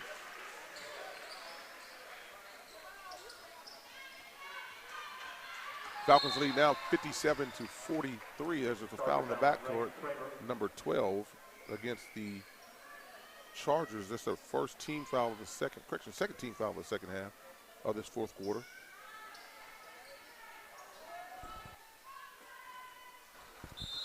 Falcons inbound. There's the foul call there. And so the hack-a-shack has been deployed. Laney Portman, as Coach Nixon has relegated herself to fouling, as Laney Portman again has her second personal foul. And so I alluded to the fact that the Falcons had 5 fouls and there were none against and there's the 5th foul of the half taken by Marley Moore, her second personal foul. And so Brandy Harrod will be at the line shooting 2. And so we talked a little bit about the Falcons having 5 fouls, the Chargers having no fouls, and just like that, it's 5 fouls to 5 fouls. Brandy Harrod at the line to shoot 2. First free throw, no good. Awaits the second. Brandy goes to a shooting motion outside of the circle, receives the ball. 1 bounce, 2 bounce, 3 bounces, spins, settles, up left-handedly, and the ball bounces off. So both free throws no good as the Chargers look to run and bring the ball in, and there's a held ball called on a good defensive play by number 2, Princess Rihanna Hill. And who knows, she could be a princess too. Absolutely. We've got a lot of princesses in the court. Ball inbounded to the Chargers. Ball out to the wing, number 5. Shot no good. Rebound up, no good. And the ball's taken away by the Falcons. Pushed out by Hill to Atchison. Atchison looks, brings the ball out, and she gets fouled. And so Atchison will go to the line and shoot 2.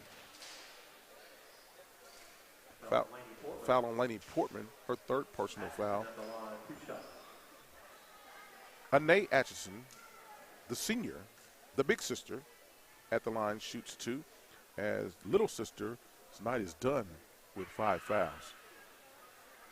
Atchison's first free throw is no good. I mean, great effort by both the two. I mean, she's done great offensively, and I mean, defensively is really the highlight of the night for this team, but her specifically, her on-ball pressure did a lot for this defense. Things turned around for the Falcons after halftime as they were able to push a 5-point lead up to 20 in the 3rd quarter. And that was the difference in the ball game tonight as both teams have turned the ball over. The second free throw is no good. That's a held ball, and possession goes to the Lady Falcons.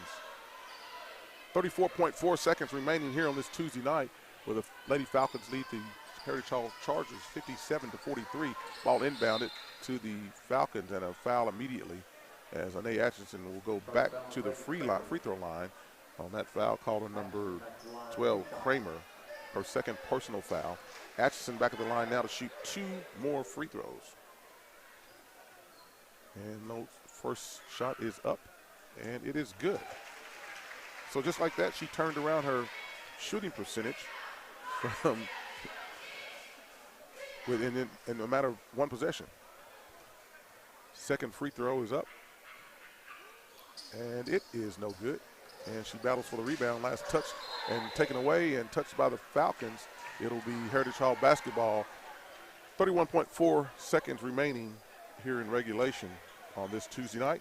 Pre-holiday basketball, as most teams are in their holiday break, as these teams after tonight, as a long three-point shot goes up for Laney Portman from the far side wing, and that's a spark for them as now they trail 58-46, and we're back to the Hack-a-Shack as Anae Atchison will go again to the free throw line for 2 more free throws.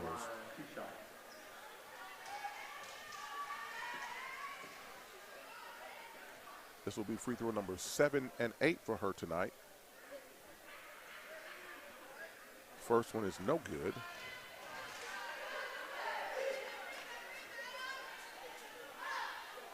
Regathers itself, looks at the net.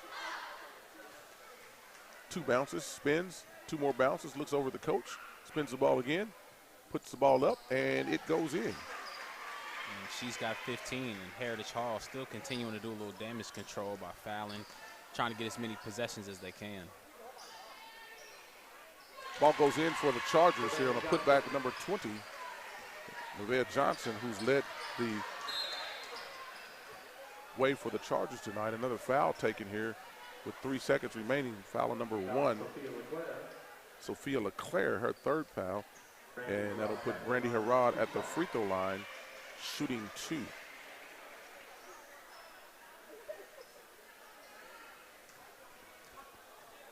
First free throw for Brandy Harrod is up, and it's good.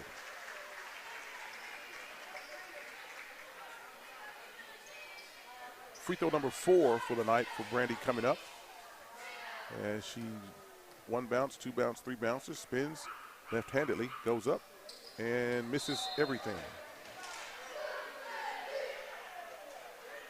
So tonight, when most things have gone well for Brandy Harrod, that free throw did not go well for her at all. I'm laughing as I'm looking at Albert. She's talking to her players while they're on the court. I mean, the game is put away, but you can tell they're going to have to do a little extra in practice by what she's seeing. Absolutely. That's the end of the ball game, and the Lady Falcons prevail 60-48 over the Lady Chargers here on this Tuesday night. Dwayne Doolittle, Jamin Dawson with you. We'll take a quick break, come back, and name our player of the game. On the other side, you're listening to Millwood Basketball, sponsored by SSM Health and Love's Travel Stops and Country Stores.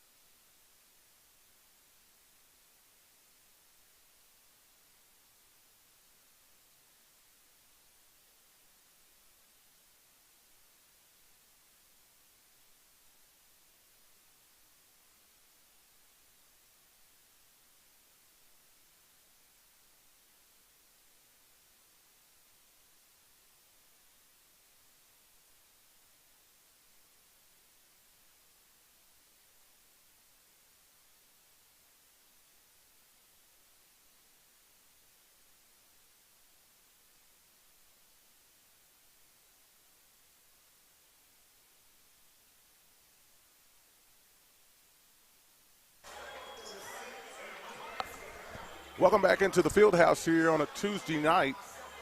Heritage Hall Fieldhouse, where the Lady Falcons defeat the Lady Chargers by the score of 60-48. And so, partner, we got to name a player of the game. And the player of the game is brought to you by Big O's Pork and Dreams and Super Preps. And Big O's Pork and Dreams has the home of the Big Nasty, Tater.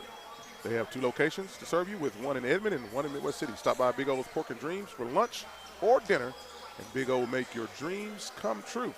And so, partner, we talked about it, and although the player of the game did not have the most points in the game, she had the biggest impact in the game, as she was a defensive stopper and she was a teammate finder.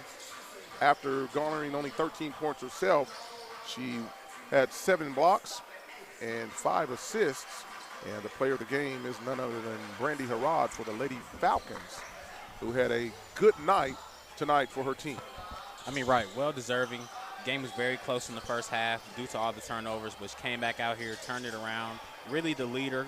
You know, Coach Albert looked for her to score at certain points, but she took the lead. She dished it out to her teammates, played great defensively, and that's well worthy of being player of the game.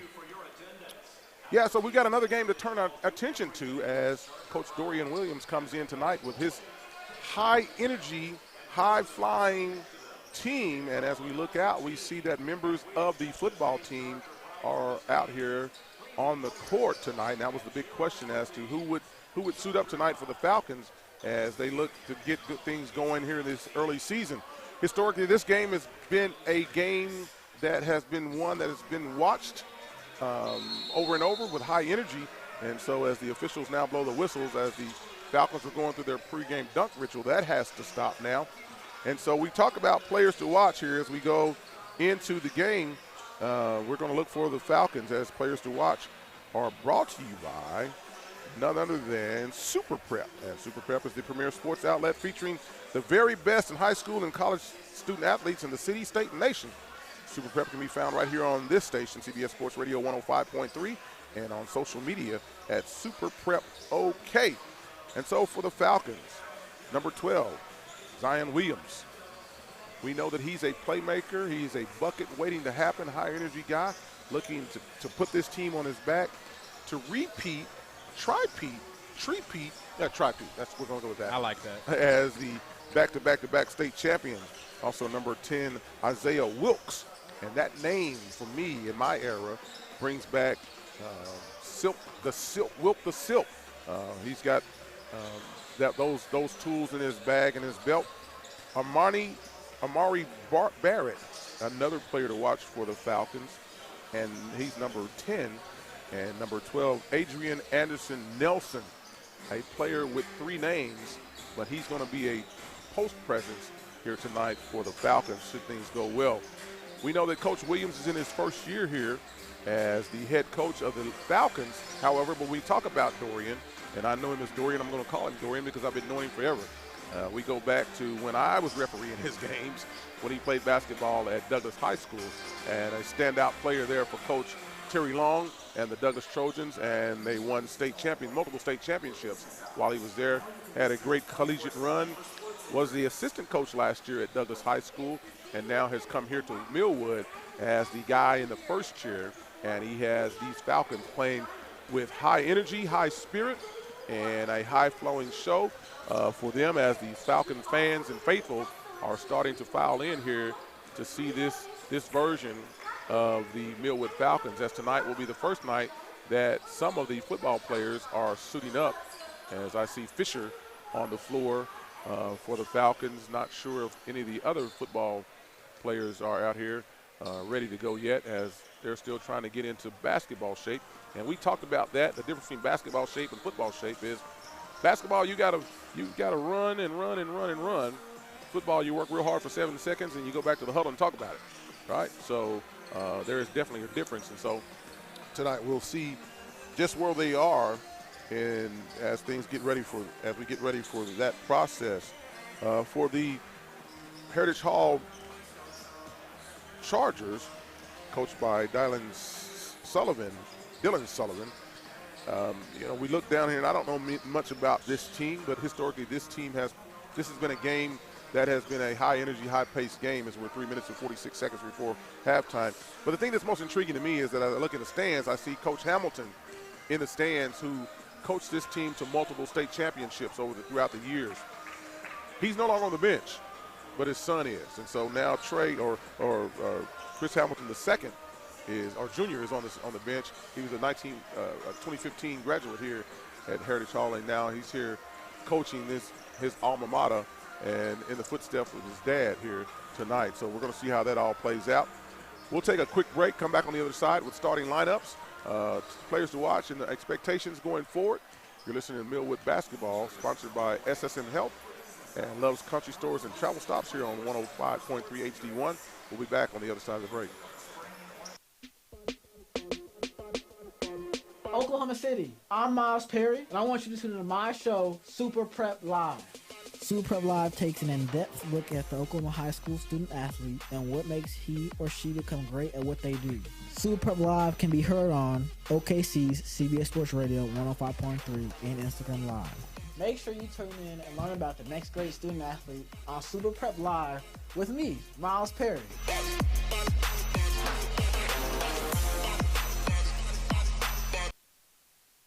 Injuries don't wait. For business hours, now you can be seen 24/7 for sports injuries.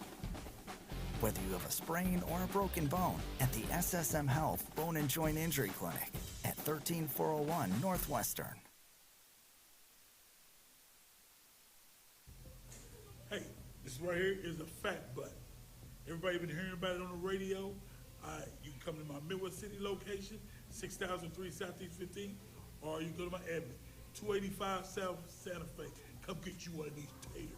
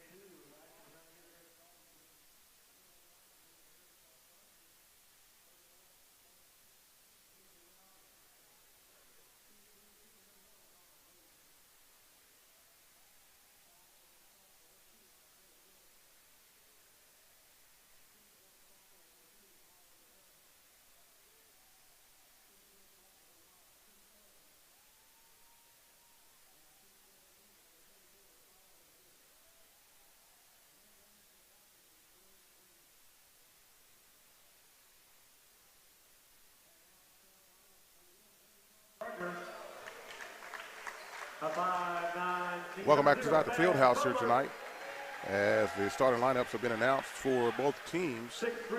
For the Chargers, number 0, Thad Butler, a 5'8" senior. Number 1, Roman Welch. Number 11, Rashad Smith, a 6-foot senior. 6'5" freshman, number 23, TJ Williams, a 6'5" freshman. And a 6'3" sophomore, number 45. And number 45, a 6'3" sophomore, Rhett Davis. For the Millwood Falcons, it's number 1, Zon Williams. Number 2, Isaiah Wilkes. At number 3, a sophomore, Amani Barrett. Number 5, a sophomore, Chris Clay. And a senior, number 24, Solomon Davis, come in for Coach Williams and the Millwood Falcons. I'd like to thank you for watching and listening to tonight's broadcast, sponsored by SSM Health, Love's Travel Stops and Country Stores. Additional sponsors: Sunbeam Family Services, Millwood and Richmond Foundation, the First Security Bank, A+ Lawn Services, Big O's Pork and Dreams, Chris and Christy Harrison's Heritage Funeral Home, David Three's Hair Cafe and Cosmetology School, Wing Supreme, Larissa Berry Insurance Agency, Love's Student of the Month, Super Prep, and Terry Publishing and Broadcasting. As the tip is underway and the Falcons control it. Shot early taken by number 2 for the Falcons. Wilkes, no good as they reset the offense out top. Ball passed around to the wing, number 3 now, Amani Barrett. Back out to the top 24, off to the left side as the drive goes in. As number 5 for the Falcons, Chris Clay, shot no good. Ball taken away by the Chargers, who look to bring into the front court.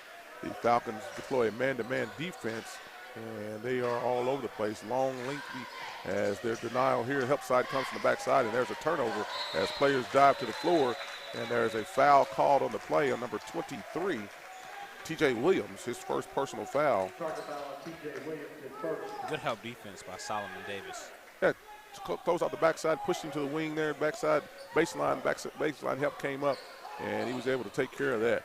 As the Chargers now deploy a 1-2-2 press as the ball's tipped away, and Coach Sullivan has seen enough. He's going to his bench and brings in the substitution, number 15, Jackson Carter, as number 23. TJ Williams goes out of the game. Coach Williams calls out a play here as the guard, number 2, Wilkes, pushes the ball to the wing. Amani Barrett near side, back to the top of the key. There's a screen on the pick and roll out to the side there. Clay shot no good. Question, that was going to be Williams' shot. No good. There's a foul on the play here. Called on number 5. Chris Clay, his first personal foul. First team foul. So 6 minutes and 44 seconds remaining in the first quarter of play. A couple of possessions, couple of fouls by each of the teams. No points on the board. There's the Falcons now are in full court press, man-to-man press. Ball being handled by number 0, Thad Butler for the Chargers. He's all being jocked by Isaiah Wilkes. Looking for the backdoor cut as the tough defense here being deployed by the Falcons. Good help as the ball is tied up, nearly taken away. Chargers reset the offense at the top, and there's tenacious pressure. Ball passed off to the far side wing. Chargers basketball going left to right on the radio. Looking around the corner there. Good help side defense by number 5, Chris Clay. Shot no good, taken by and rebounded by Solomon Davis as the Falcons now look to get running again here. Looking for some success on the offense. Jab step out top, push the ball to the wing, and there's a wide open shot from the three-point corner. No good off the back heel, rebounded off to the Chargers, number 11, Rashad Smith, who walks the ball up. Full court pressure here. 5 minutes and 45 seconds as the help comes up. Screen goes away. Ball pushed to the wing again. Dribbles pulled up, and the ball is taken out here. Good help side defense on the switch. Number 3, Amari Barrett. A good help side defense again as the Falcons are tenacious in their help defense, and that's a sign of Coach Williams as the great steal by Solomon Davis. Solomon gets the steal, and big man coming through, and he couldn't get that dribble. Yeah, the lights were very bright for him as he saw dunk, he saw help, he saw, oh my goodness, turnover. I mean, and it's not just his size. I mean, it's his knack for trying to get to the basketball. He's going to be a great factor defensively here. You know, that's what Coach Williams brings in. He teaches defense. He's a defensively minded guy, and I know exactly where he gets that from. He gets that from Coach Terry Long, who got that from Coach Kelly, and it's just on and on and on. It's a lineage kind of thing that if you play that way, you teach that way, as they're hawking all up near the 28-foot line or division line on defensive pressure as the Chargers are struggling to get shots in the air. Freshman TJ Williams back in the game for the Chargers. There's a shot by number 11, a fall away. Rashad Smith, and the ball is pushed out, passed across the division line by the Falcons. And they look past, get the ball across court, and a traveling violation here. So just like the first game, partner, the teams are a little shaky here coming out. A few turnovers, a few miscues, communication things, trying to get this whole deal working. It's kind of like me when I get out of bed first thing in the morning. I got to work a few things out. Man, you better than me, because when I get out, I got to get back in the bed just so I can figure it all out. You're too young for that. You'll start to understand this when you get a little longer in the tooth. And those of you listening along on CBS Sports Radio 105.3 and on PPBC TV via the app, those of you who are in my demographic, you understand what I'm talking about. Oh, nice help side defense, and the charge drawn there as the defense pushed him to the left side, and Zion Williams was there, and he was able to draw the charge. That's Xavier Bro coming in. He's a freshman for the Heritage Hall Chargers. Imbro draws his first personal foul. And the Falcons now look to walk up as there's nice ball movement there as the recipient of that 2 points, Mr. Davis, Solomon Davis, for his first 2 points of the game. And the Falcons now lead 2-0 with 4 minutes and 12 seconds remaining in the first quarter play as the defensive pressure continues up near the division line as a 5-second count. Chris Clay is all over as Coach Sullivan is on the floor asking for timeout. He's seen enough as this defensive pressure is all over the place. It's a 30-second timeout. We'll take it with them. You're listening to Millwood Basketball, sponsored by SSM Health and Love's Travel Stops and Country Stores. We'll be back on the other side.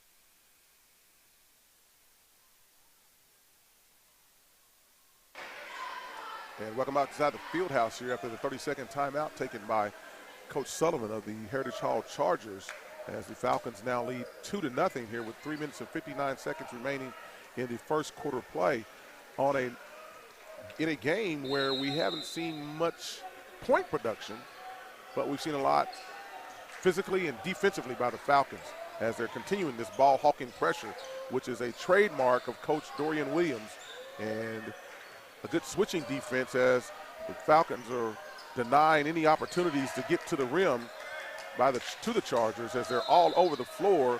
And a traveling violation here. Number 3, Amani Barrett dives on the floor and causes a travel, and wholesale substitutions here for Coach Sullivan, who's looking for some answers because right now all they have is questions. Right, and I mean, they're only down by 2 points, but I mean, it's going to pull away here real soon if you don't get that figured out. Yeah, the only 2 points of the game, I might add. Falcons deep into the corner, another wide open 3-point shot that doesn't go in, but there's a rebound opportunity by the Falcons and taken away by the Chargers. They're looking to get off running numbers, but the defense is back, and there's a left-handed layup scoop that doesn't go in, and it's rebounded by Solomon Davis as the Falcons run to the rim. 2 more points for the Falcons. Isaiah Wilkes as the Falcons now lead 4-0 over the Chargers. Silk Wilkes there on that Euro step. And an offensive foul here on number 11 for the, I see what you did there too. Offensive foul there on the Chargers, and the ball goes back to the Falcons who are looking to build on this lead. So the name Silk Wilkes goes way back into days yesteryear, and a nice cross-court pass and finish at the rim. Number 1, Williams. Great assist by Amari Barrett. Amari, nice dish there, and the Falcons now lead 6-0 here with 2 minutes and 37 seconds remaining in the first quarter play. And right now the Chargers have nothing but questions as this ball-hawking defense and another player control foul. As when you get past the first guy, there's somebody else there waiting. I mean, Chargers are being absolutely denied from the paint. T.J. Williams is charged that player control foul, and Coach Sullivan has taken a 60-second timeout. We'll take a quick timeout with him and come back on the other side. You're listening to Millwood Basketball, sponsored by SSM Health, Love's Travel Stops and Country Stores. We'll be back after a quick break.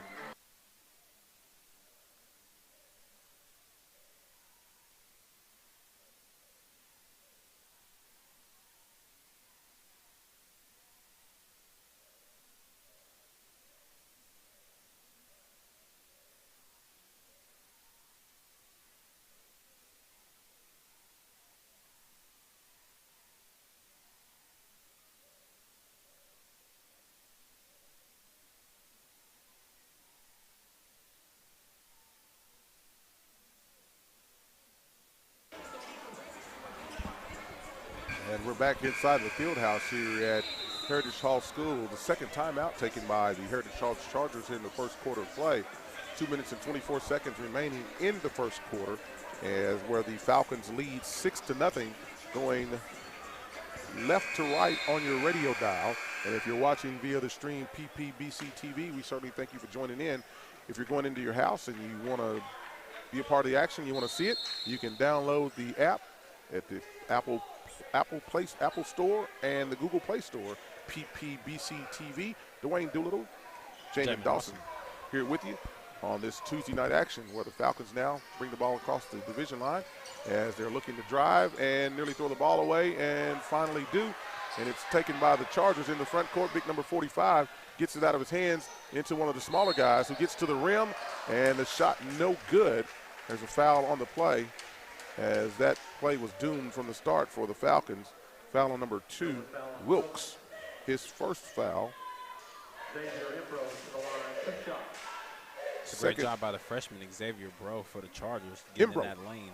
Imbro. Yes, sir. I know his family. Imbro shot is up and good for the first points for the Falcons, or correction, for the Chargers. Yeah, the Imbro families are good friends of mine. I know several of them, and I'm trying to figure out where he fits into this family lineage. But with the name that starts with an M and the second letter is B, I know they're related. Ball brought across swiftly into the front court by the Falcons and tipped away by the Chargers.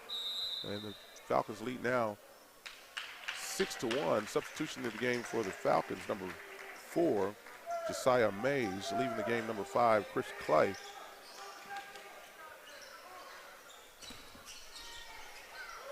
Long step, Euro step taken by number 3, Amari Barrett, puts 2 points on the board. Falcons now lead 8-1 here in this first quarter of play. 1 minute and 40 seconds remaining, as the Falcons have deployed pressure and nearly get the ball turned over in the backcourt. Leads to a wide open 3-point shot by number 23 for the Chargers. No good.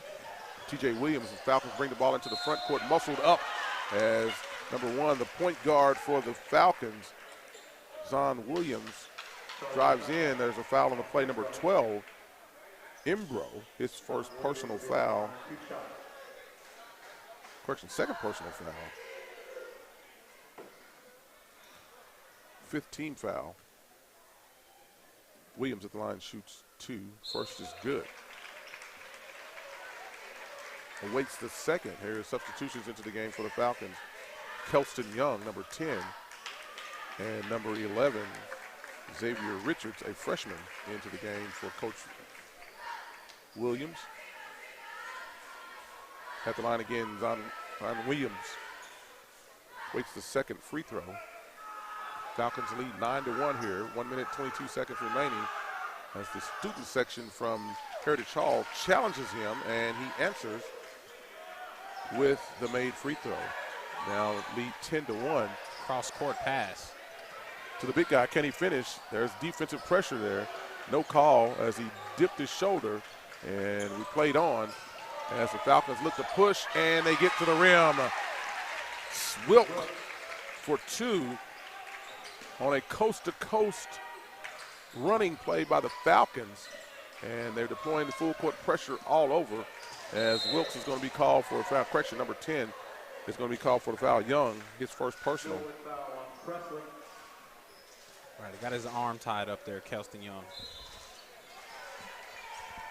Additional substitutions into the game for the Falcons. Number 20. And we don't have that name in our book, but we'll figure that out for you as quickly as we can.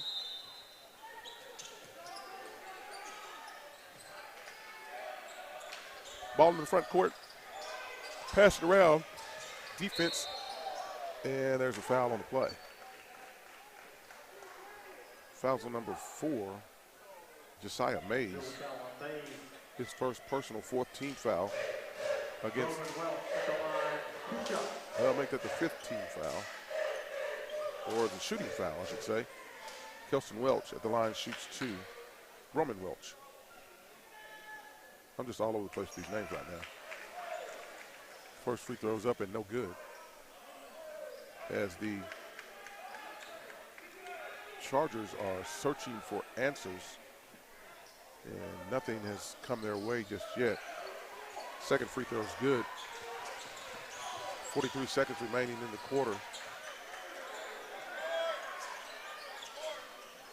Falcons into the front court, moving the ball around, looking to dump it in. Gets the ball to the corner to a wide open player, number 20. And he knocks down the three-point basket. Great form. I mean, sets up and just launches it. It's almost like he's done that before. 15-2 is the score on a reverse layup. Number 11, Rashad Smith for 2. As points have not come easily for the Chargers. That's a foul on the big guy, number 45. Kind of handsy, Rhett Davis. His first personal foul. 5th team foul as the Falcons now will go to the free throw line. Kelston Young at the free throw for 2 shots. Right, and the Falcons have found him early. I mean, getting down in transition past 2 possessions. I mean, he gets the ball very easily. It's just like it's almost like they practiced that. I mean, that's kind of cliche, but something. Yeah, we practice getting the ball down like that. As this Falcon team comes in, post-football, still working the players from last year's basketball team from the football team into the game. Jaden Nickens, Zaire Fisher, Chance Davis, getting them into some type of rhythm. As the second free throw is good by Kelston Young. Falcons now lead 16-4 as the pass is intercepted and the shot is up, but it's no good. And that's the end of the first quarter of play, where the Falcons lead 16-4 over the Heritage Hall Chargers here on a Tuesday night. Dwayne Doolittle, Jamin Dawson with you. You're listening to Millwood Basketball, sponsored by SSM Health, Love's Travel Stops and Country Stores. We'll be back after a quick break.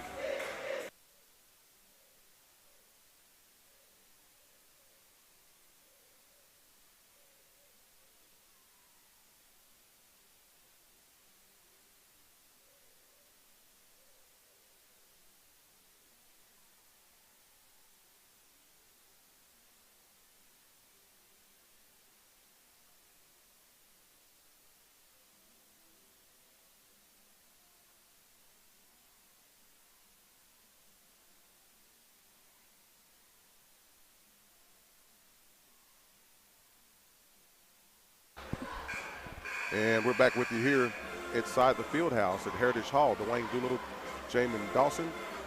Heritage Hall, Millwood. Millwood leads 16-14. We've got an answer for you. Number 20 is Donovan Knight for the Millwood Falcons, who scored the 3 points. And he's got 3 points to help this Falcon team to this early lead, 12-point lead. Got a steal right before half, too. He tried to chuck up another 3 before time expired. And he's contributing all over the place. Remember last year's basketball team, he was here for all the glitters, his goals, and the gold ball and everything, Donovan Knight. So he's got 3 points tonight, where the Falcons now lead 16-4. It'll be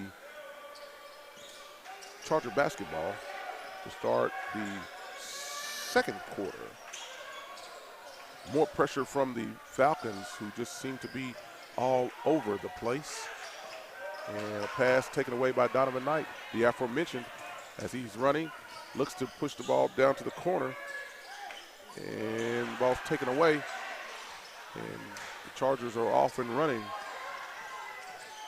As the Falcons, and a steal there, and a breakaway basket up, the finger roll, as you would refer to as the Gervin. One thing he did know was the finger roll, not the finger roll, but the finger roll. Put a little soul on it. Yeah, finger roll. Didn't go in for the Falcons as the tenacious defensive pressure continues. The Falcons lead on the bump, and the shot no good as we await the information here. Fouls on number 21. Robert Wilson, number 21, his first personal, and that'll be the first team foul of the second quarter by the Falcons. Tuesday night, pre-holiday basketball here, as both teams now look to go into the holiday stretch, as the first free throw by number 11, Rashad Smith, is no good. Waits the second.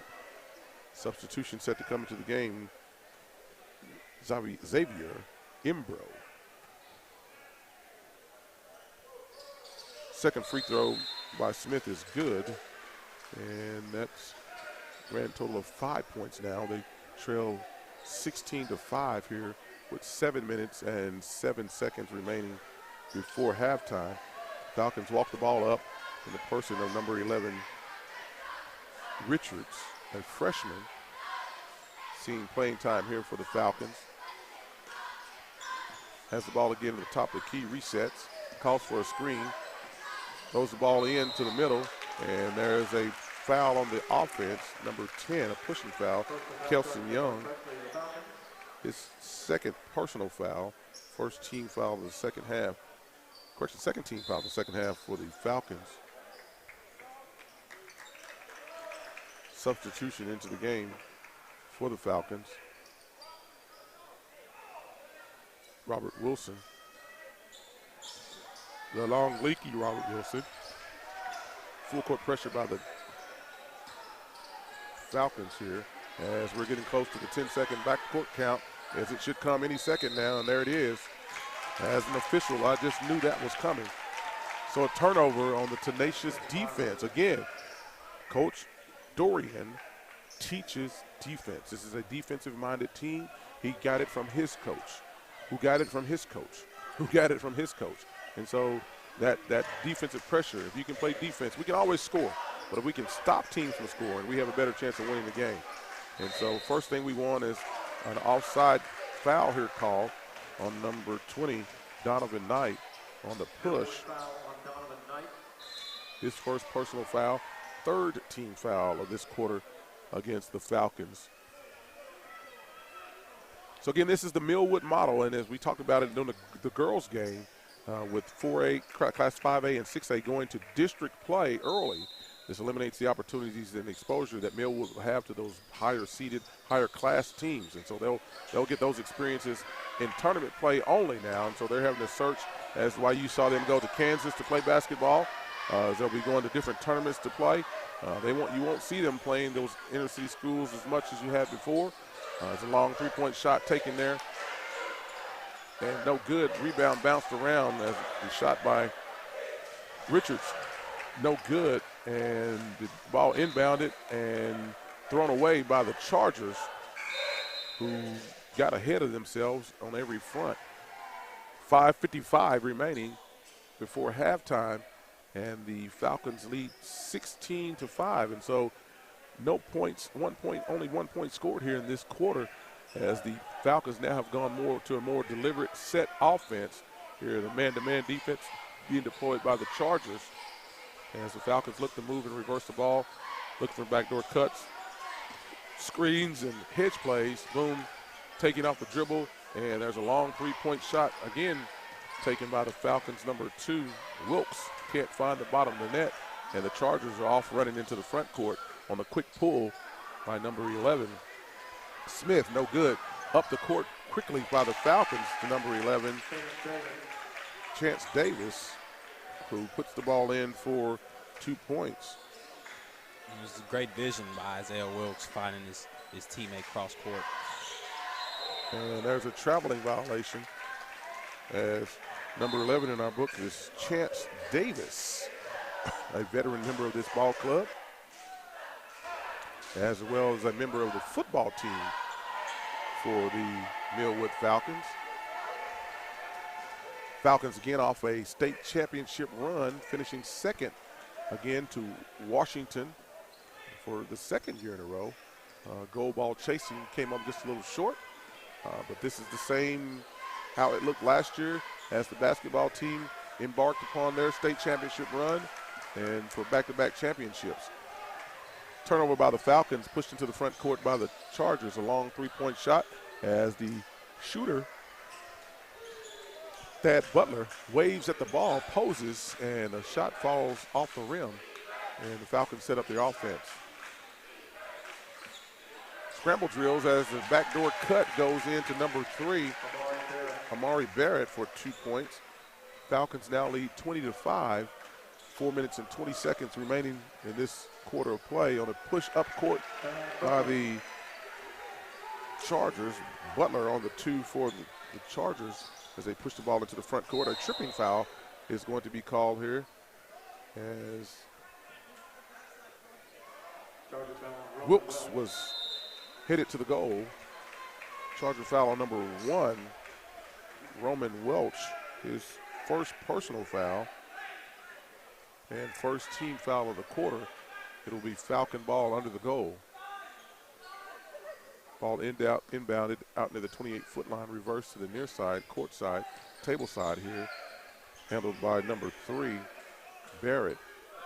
Passes it off to Williams, who gets it back to Barrett. Ball gets reversed the other side, back to Barrett again.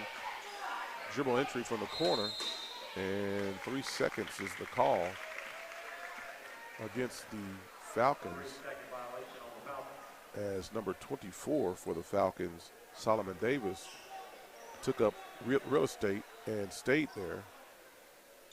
Tonight's officials for this contest are certified by the OSSAA. Robert Jones, Amy Shelby, Jimmy Horton III. Thank them for their contribution to high school athletics, as their work makes sports official. Ball in the front court by the Chargers, being hawked there on defense as a closely guarded count. Circles his way around, looks for help off the backside, and the defensive pressure causes the adjustment in the shot, and the Falcons are off running again here, and there's contact in the front court by number 11, correction, number 1, or 0 from the backside. That's that Butler, his first personal, a senior. That's a second team foul on the Chargers as the Falcons look to set up in the front court offense. Ball inbounded, number 3, Barrett, looks to make a move, passes the ball to the wing, back out to number 5, Clay, over to Barrett. Barrett over to Williams at the top of the key. Williams puts the ball on the floor, kicks the ball back out to Solomon Davis. Millwood playing 5 out there. So looking for defensive penetration, the offensive penetration there, and a little stagnant on the offense. As the defense, there's nothing wrong with it, though. There's a help side defense, ball tipped away, and it goes to the Falcons, who are coming back into the front court. 2 minutes, 39 seconds. Falcons lead 20-7 here in the second quarter of play here at Heritage Hall. A long rainbow 3 shot, no good. Air ball is the chant from the Charger faithful, and the pull-up shot by the Falcon, or the Chargers, is no good. Rebounded Chargers.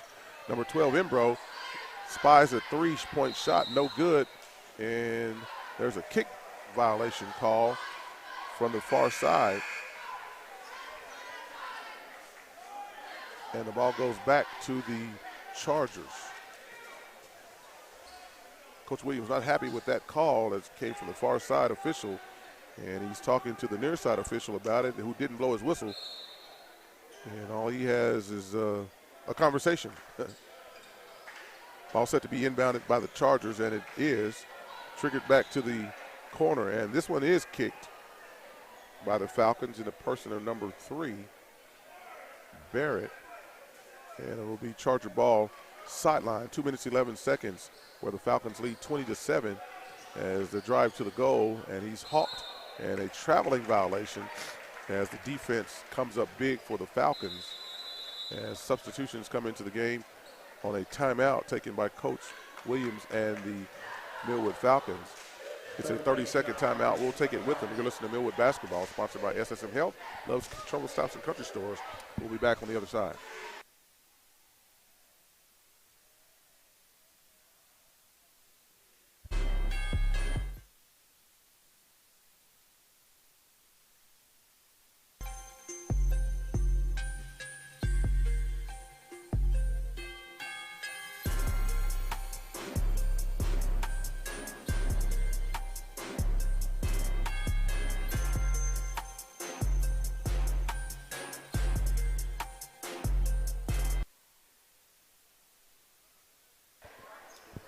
Welcome back inside of Chargers Stadium Fieldhouse. Dwayne Doolittle, Jamin Dawson, you, me on the radio, and PPBC TV stream. Thank you for joining us tonight for this Millwood Basketball pre-holiday edition, as this will be the last regular season game as we go into tournament play over the holiday series. And the Falcons will be in action on Saturday at Putnam City West Fieldhouse as they're participating in the Sickle Cell Tournament hosted by the PC West Patriots. Falcons still on offense here. Kick the ball out to the far side. A three-point shot doesn't fall. A highly contested rebound, nearly taken away by the Falcons as the Chargers are looking to get off and running here. Ball tipped away and reversed and back out again as Embro has it and drives and dishes into the post, and the Falcon defense comes up huge on the turnover, and they're looking to push the ball to the rim, get to the rim, can't score. Chris Clay's shot falls short, and the crossover step number 11, Rashad Smith for 2 points. Nice job getting down court, hitting with the Euro straight up. The old Euro. Coach Sullivan is still talking to the officials, thinking he had another foul. The Falcons are leading 20-9. There's a turnover as the clock continues to run here. And as the home coaching staff is jumping all over their table crew, wanting more time on the clock. Full court pressure here by the Falcons as they've had the ball turned over on a 10-second count before. There's a kick ball, and that's a great call there by Jimmy Horton III, as happened right from our vantage point. So the the Chargers will retain possession. Ball inbounded in their backcourt, looking to get across the timeline. The help comes from the other side as these Millwood defense is all over the place as number 11 breaks through. Rashad Smith breaks through and scores 2 points. He's finding success hitting his spot right there. Yeah, that 15-footer's been open. As you can find the hole in the defense, as you penetrate the zone press, you'll be able to find some success there. You can make a living at that 15 and in. 7 seconds remaining before halftime as the Falcons looking to run a curl play, looking to get to the rim. And the person of number 2, the ball shot no good, rebound no good, goes up after the time expired. That's the end of the first quarter of play, where the Falcons lead 20-11 over the Heritage Hall Chargers here on this Tuesday night from Charger Fieldhouse, a road game for the Falcons. Earlier, the Lady Falcons defeated the Lady Chargers by the score of 60-48. It's halftime, brought to you by Millwood and Richmond Foundation. We'll take a quick break, come back on the other side with more information for you. This is Dwayne Dillow, Jamin Dawson. Thank you for listening in on CBS Sports Radio 105.3 and PPBC TV. Again, you're listening to Millwood Basketball, sponsored by SSM Health, Love's Travel Stops and Country Stores. We'll be back after this break.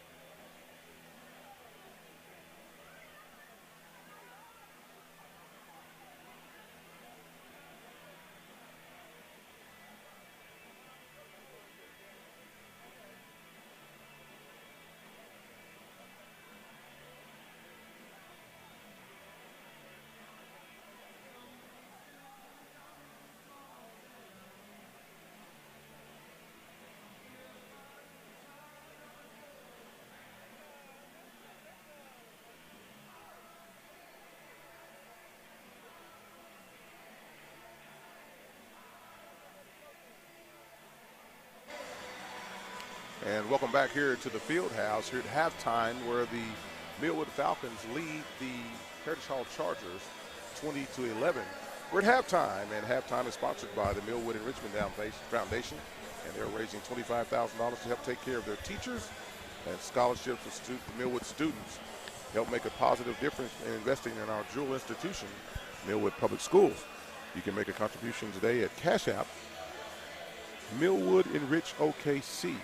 That's via Cash App at Millwood Enrich OKC. I'd like to thank our sponsors of tonight's game: SSM Health, Love's Travel Stops and Country Stores, Sunbeam Family Services, Millwood Enrichment Foundation, First Security Bank, A+ Lawn Services, Big O's Pork and Dreams, Chris and Christy Harris Heritage Funeral Home, David Threet's Hair Care Cafe and Cosmetology School, Wings Supreme, Marissa Berry Insurance Agency, Love's Student of the Month, Super Prep, and Perry Publishing and Broadcasting. So, partner, we're here at halftime on a game that has had a few trips up and down the floor. Not a lot of conversions on offensively or defensively. But we've seen a tenacious type defense that's been deployed by the Millwood Falcons and Coach Williams as he brings his team in here tonight to Heritage Hall. And Heritage Hall has a few questions still yet to answer. I mean, right, they're trying to get everything they can in transition because the defense, I mean, they can't get past. I mean, even when they start full court pressing, I mean, they've struggled to get it past half court with a 10-second violation. Yeah, we've seen a 10-second violation. We've seen several turnovers that have been forced by this defense. And as the aforementioned, we talked about Coach Williams, his pedigree as a coach, as a player, where this style comes from. Even when you talk to him, the first thing is we got to play defense. We've got to play defense. We've got to be able to limit the number of opportunities that a team has to score, because we can play offense. We can score the ball. We have no trouble scoring the ball, but we need to limit those opportunities the other team has, and you've seen that tonight, only surrendering 11 points here in the halftime. That's 5.5 points a quarter by the new math, and it's the same by the old math, while scoring 10 points a quarter yourself. You can continue to do that, you'll find yourself at the end with a victory. And so we're just moments away from the start of the second half of play. We'll take a quick break, come back on the other side, thank our sponsors again, and we'll be ready to get started there, where the Falcons lead 20-11 over the Heritage Hall Chargers here from Charger Fieldhouse. Dwayne Dillow, Jamin Dawson, thank you for joining in. You're listening to Millwood Basketball, sponsored by SSM Health, Love's Travel Stops and Country Stores. We'll be back on the other side of the break.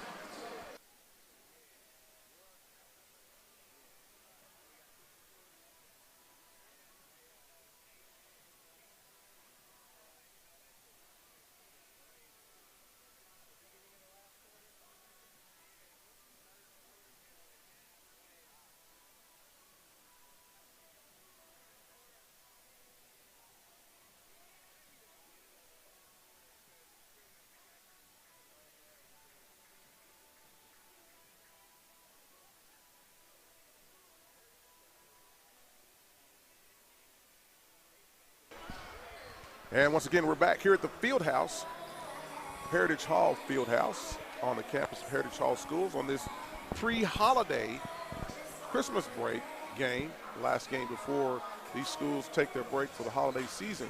However, the Falcons will be in action at the Sickle Cell Tournament coming up on this weekend on Saturday, boys and girls action. Our sponsors, SSM Health Hospitals, are proud sponsors of Millwood basketball. Sometimes after a hard-fought game, a player needs the services of a sports medicine specialist, and those specialists at SSM Health Hospitals have a great team to get a player back in the game from injury. We thank them and Love's Travel Stops and Country Stores as a founding partner of Millwood Athletics, and it continues to make our community a great one to live in. Thank you, Love's Travel Stops and Country Stores, for your support of this broadcast here on CBS Sports Radio 105.3 and on the app PPBC TV. Additional sponsors: Sunbeam Family Services, Millwood Enrichment Foundation, First Security Bank, A+ Lawn Services, Big O's Pork and Dreams, Chris and Christy Harrison's Heritage Funeral Home, David Threet's Hair Cafe and Cosmetology School, Wings Supreme, Marissa Berry Insurance Agency, Love Student of the Month, Super Prep, and Perry Publishing and Broadcasting Company. As the second half is underway and the Falcons have the basketball, moving left to right on your radio, and on the stream doing the same thing. On a quick shot, a long three, number 2 for the Falcons. nothing but the bottom of the net as the Falcons pick up where they left off. And it's Wilkes for the three-point basket. And the defense again has picked up for the Falcons. Limited scoring in that second quarter by the Falcons, only 4 points to show for it, but limiting the number of points again for the Chargers as well, as the Falcons look to get off running again and get the ball reversed to the outside, back to the wing.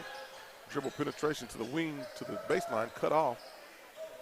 Coach Williams calls a play, resets the offense, pulls the ball back out, and gets going to the left-hand side, gets the ball reversed back to the right as this right-hand offense looks to get a wide-open three, and there's another shot from the top of the key. No good, rebounded by the Falcons, kicked out again, and back out to the top side, over to the deep corner.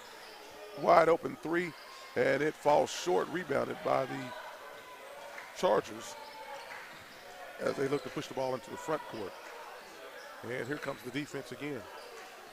And so as you mentioned, partner, they're looking to get the ball in transition. That ball poked away by number 2 for the Falcons. And he goes in. Oh, my goodness. Wilkes rises on him and slams it home. Oh, mama. I didn't see that coming. I mean, he's fired up. I mean, he was getting those dunks off in pregame. I could tell he wanted to get one in the game. I didn't see that coming. Oh, my goodness.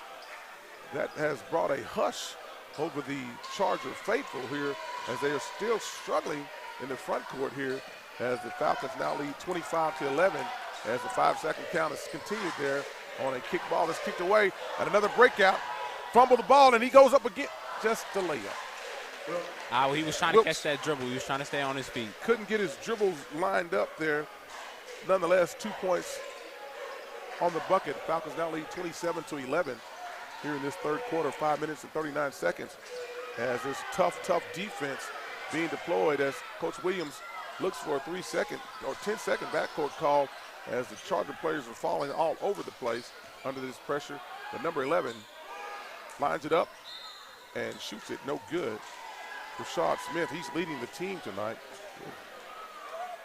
7 of the 11 points have come to him as he is the one that has shown the way as a foul is called in the backcourt.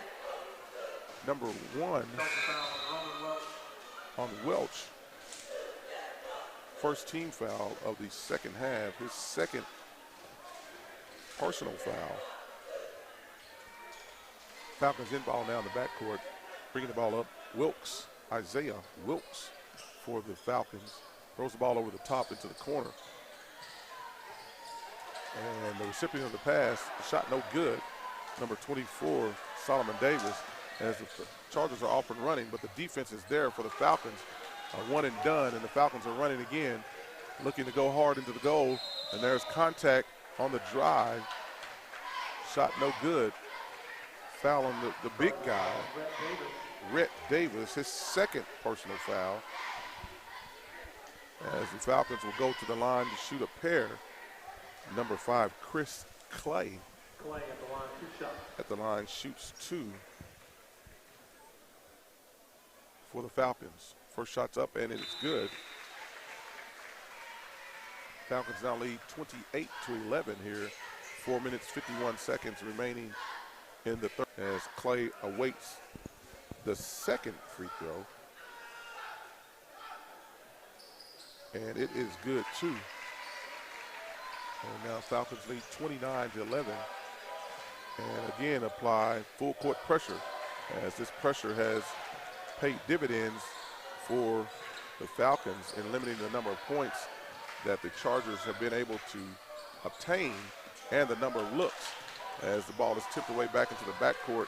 Again, tenacious pressure all over the place, and the ball is tipped out of bounds and the Chargers retain possession.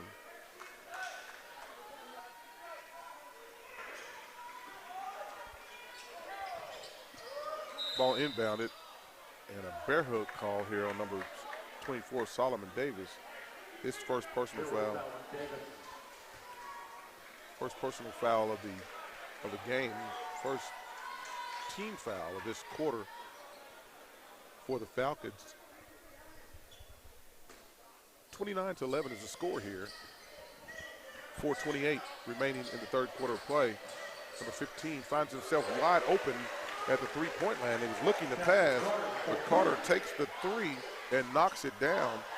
A spark of energy, I guess, for the Chargers, who were points have not come easily for them. And definitely needed them. Falcons drive and a foul is called on number 12, Imbro. His third personal foul.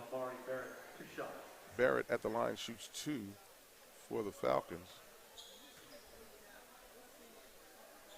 First free throw is good.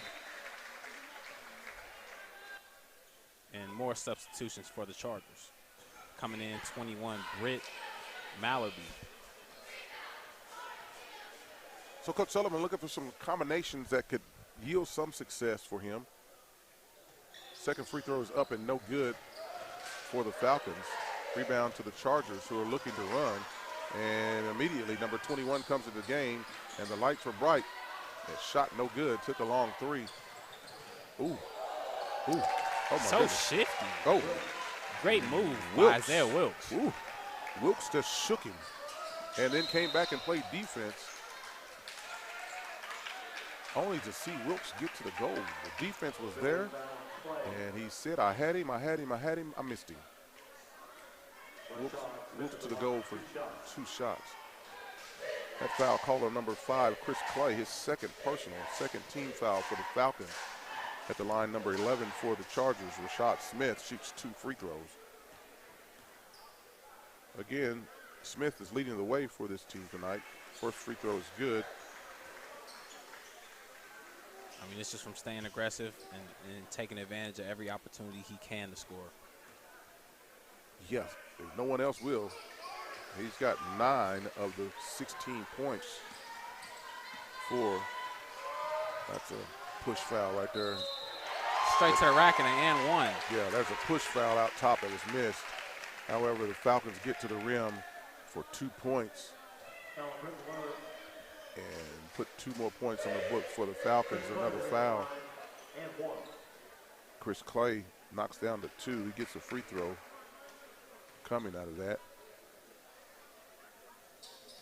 And completes that 3-point play. Falcons now lead 35-16. Here with 3 minutes and 39 seconds remaining in the third quarter of play.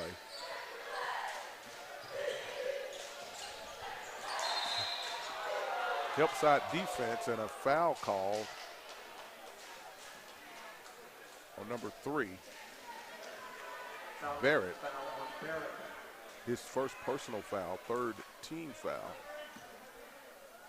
of the quarter. So again, we talked about the rules change this year for the fouls, and there's another rule change that impacts the game as well, is the inbound point for the game as the big guy goes to the rim and gets hit. And number 5, Clay, draws that foul. His third personal foul. Number 45, Rhett Davis, goes to the line to shoot 2 for the Chargers.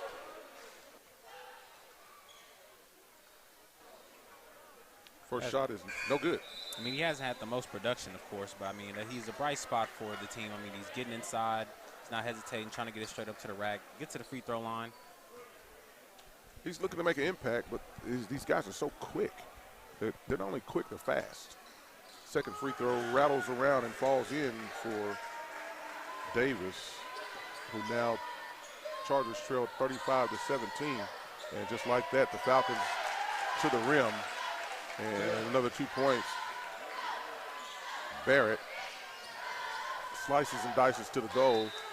And the defense again. These guys are sacrificing their bodies all over the floor for Coach Williams. He's got these guys bought into what he's selling. And I believe the IBA model was the same thing. Defense, defense, defense, defense, defense. And like you mentioned, bought in. I mean, for a first-year head coach, for himself, and just for this group of guys, good mix of freshmen, sophomore, junior, seniors. But to be this bought in and focused with a new head coach, you could tell they really love getting to that state tournament and succeeding. Yeah, again, this defensive pressure in the backcourt as they were able to break it. And again, number 11, Smith to the rim. Rashad Smith back to the line for free throws.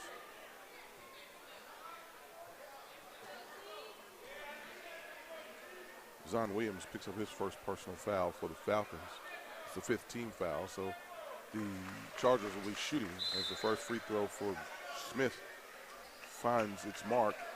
Wholesale substitutions in for the Falcons.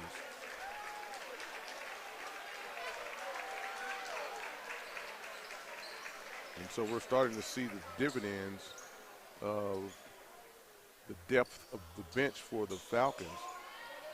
Second shot, no good.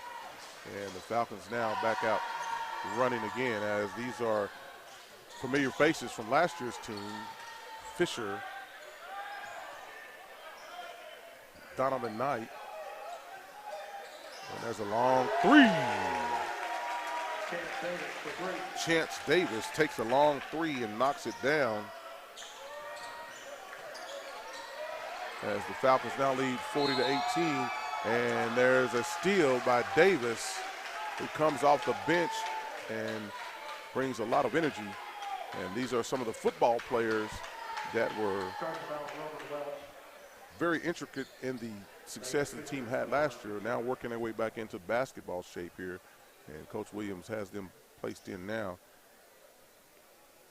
When you talk about championship basketball, I mean, it's so important to have depth on your roster. So to be able to go deep and have 10 to 11 guys play and not even have your complete team is a great testament to what this team can do.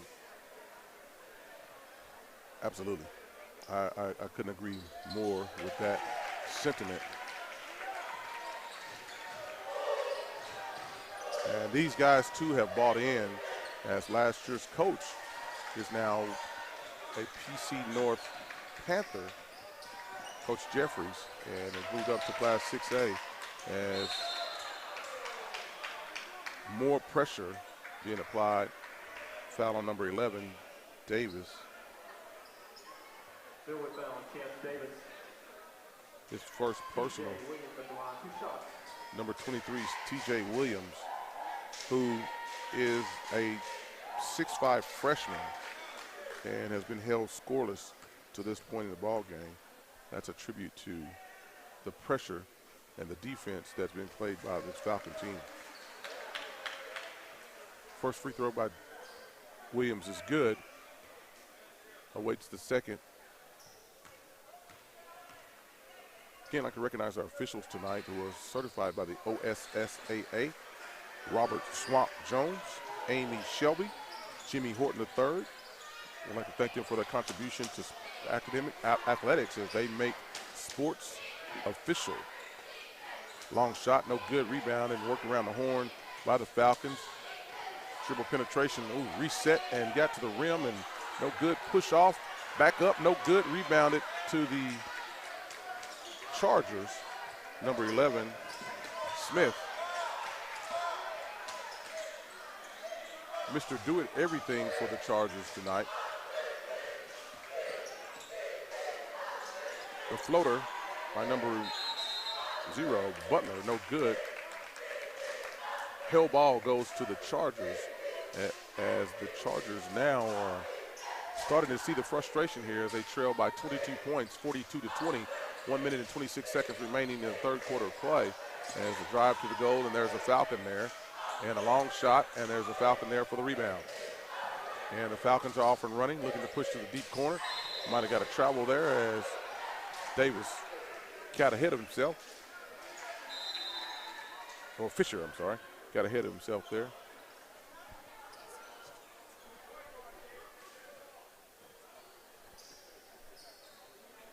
Ball goes back to the Chargers for sideline inbounds as, again, the Falcons are pressing, and the pressure pays off as the ball goes off the hands of number 11, Smith, and it'll be Falcon basketball under their own goal. So earlier I was talking about rules changes, and we talked about the 5 shots. There are inbound spots now on the floor. There are 4 inbound spots plus the place where the defense last touched the ball. And so the ball will be inbounded similar to the NBA and NC2A at the 28-foot line and the 3-foot mark underneath the basket. Said all that just to say there was a rule change.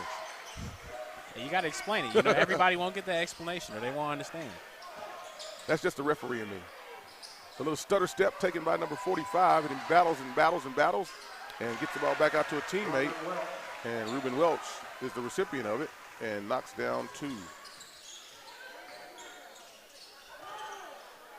Chance Davis getting the ball in the paint. This is off of Chris Clay, easy layup.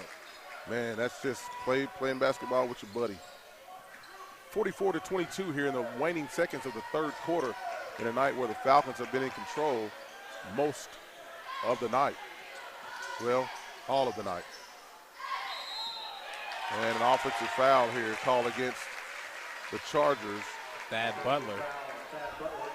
Thad thought he had a lane to the layup or to the rim. His second personal foul, as the coaches are having words with him about his selection and choice. And he did try the Euro, reverse lay. That's kind of a tough shot. Tried to beat 2 defenders. That's what the coach is telling him now. There were 2 guys. And the Falcons are not only fast, they're quick. That's an offensive foul. He lifted him with his shoulder. That's a good call there. Not a popular call, but Chance Davis lifted him with his shoulder. And we're going to go the other way. And, man, that's just that ref in you, man. Yeah, I saw it. Well, necessarily I agree with it, but it was there. I saw it. The law is the law. Yeah, it is. They put air in the whistle there. So that's the end of the third quarter of play where the Falcons find themselves with a 22-point lead, doubling up the Heritage Hall Chargers, 44-22. Dwayne Doolittle, Jamin Dawson here with you. You're listening to Millwood basketball exclusively on CBS Sports Radio 103.5 and PPBC TV, sponsored by SSN Health and Love's Travel Stops and Country Stores. We'll be back after a quick break.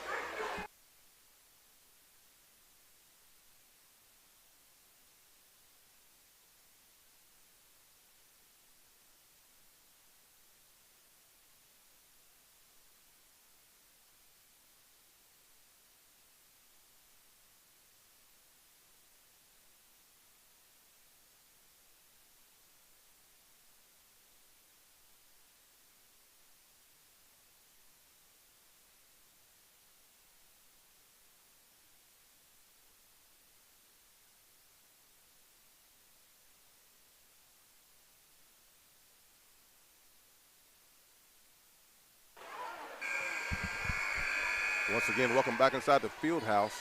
I don't know who you are, where you are, but that beat right there, if that doesn't get you going, if that doesn't get you moving, something is wrong with you. Well, there's nothing wrong with the Falcons tonight as they come out and doubled up the Chargers here on this Tuesday night. Thank you for listening in on PPBC TV, CBS Sports Radio 105.3. Dwayne Doolittle, Jamin Dawson here on the call tonight.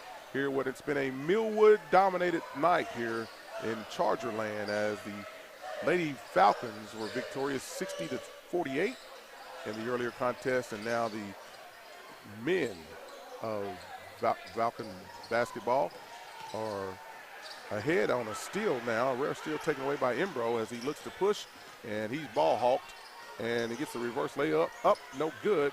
And just like that, the Falcons are into the front court on the break and slicing and dicing to the goal. Number 11, Davis.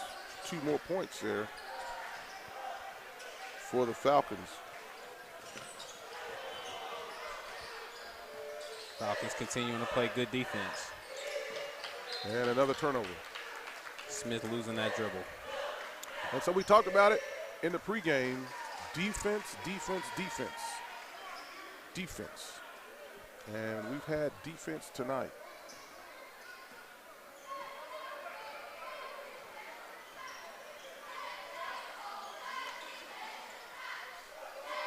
Falcons in the front court, moving the ball around the horn. Ball reversal, dribble out, skip to the corner. Dribble drive, a stop and pop. 17-footer, no good. Open look there for Mays. As the double comes, this could be trouble. This could be a highlight. Nope. The lights were too bright as number 20 was wide open there going into the goal. Donovan Knight, ball goes out. And it'll go back to the Chargers on the turnover.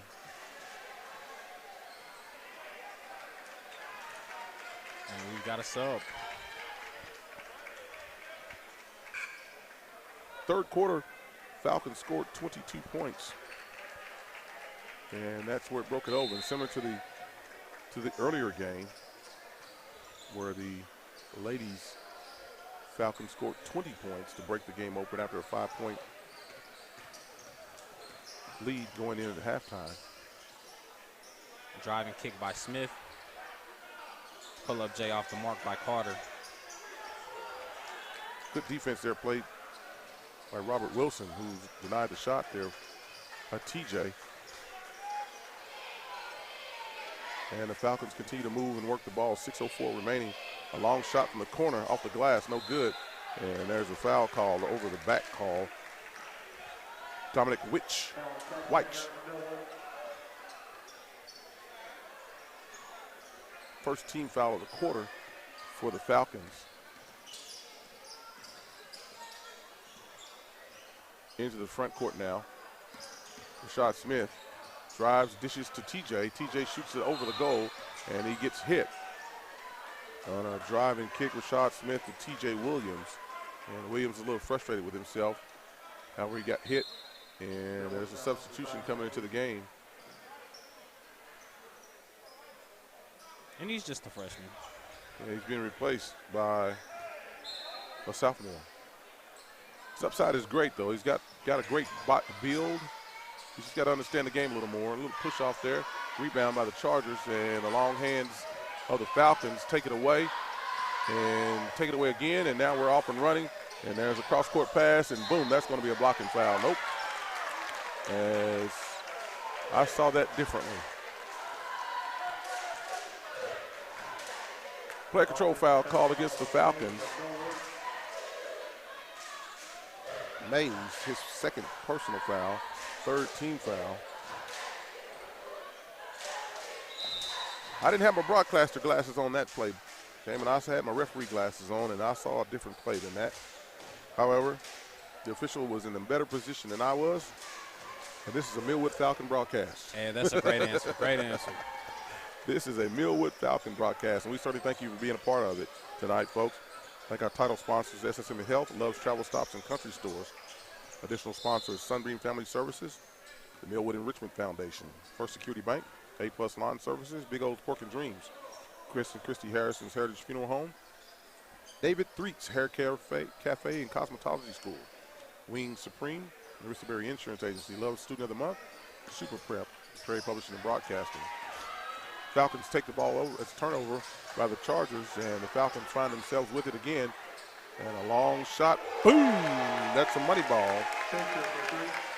Zaire Fisher for three.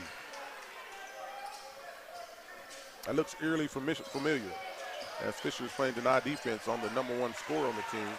Imbro gets himself to the goal for 2 more points for the Chargers.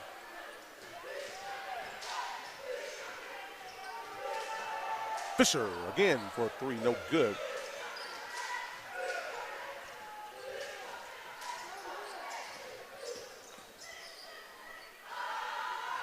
Shot taken, 4 minutes and 26 seconds remaining. This time update brought to you by A+ Lawn Services. Contact Milo Wilson if you want your lawn looking mean and green. 535-5139. There's a blocking foul that's called on the Chargers, with an explanation coming to the assistant coach. Would also like to thank Sunbeam Family Services. Build a brighter future with your children and families, and can help find mental health support, become a foster parent, enroll a child in early childhood education, and so much, much more. They're located at Edwards Early Education and Community Hope Center, located in the former Edwards Elementary School. For more information, visit sunbeamfamilyservices.org. Free throw number 2 coming, and it rattles out, no good. Here with 4 minutes and 19 seconds. It's an all Millwood night as they lead 50-24, as TJ finds himself wide open in the backfield, but defense is coming. But TJ says, no, I'm going to go ahead and put this one in. A breakaway dunk for T.J. Williams. And feeling pretty good about himself right there as he was able to snowbird and get open in the backcourt. A nice pass there by Fisher to Wilson. And Wilson misses the shot, gets a rebound, and makes the shot. So his shooting percentage goes down, but his rebounding percentage goes up. Rashad Smith now, as we got into a back and forth kind of contest here, as both teams are up and running the court, as Coach Williams has gone reserves here in the fourth quarter.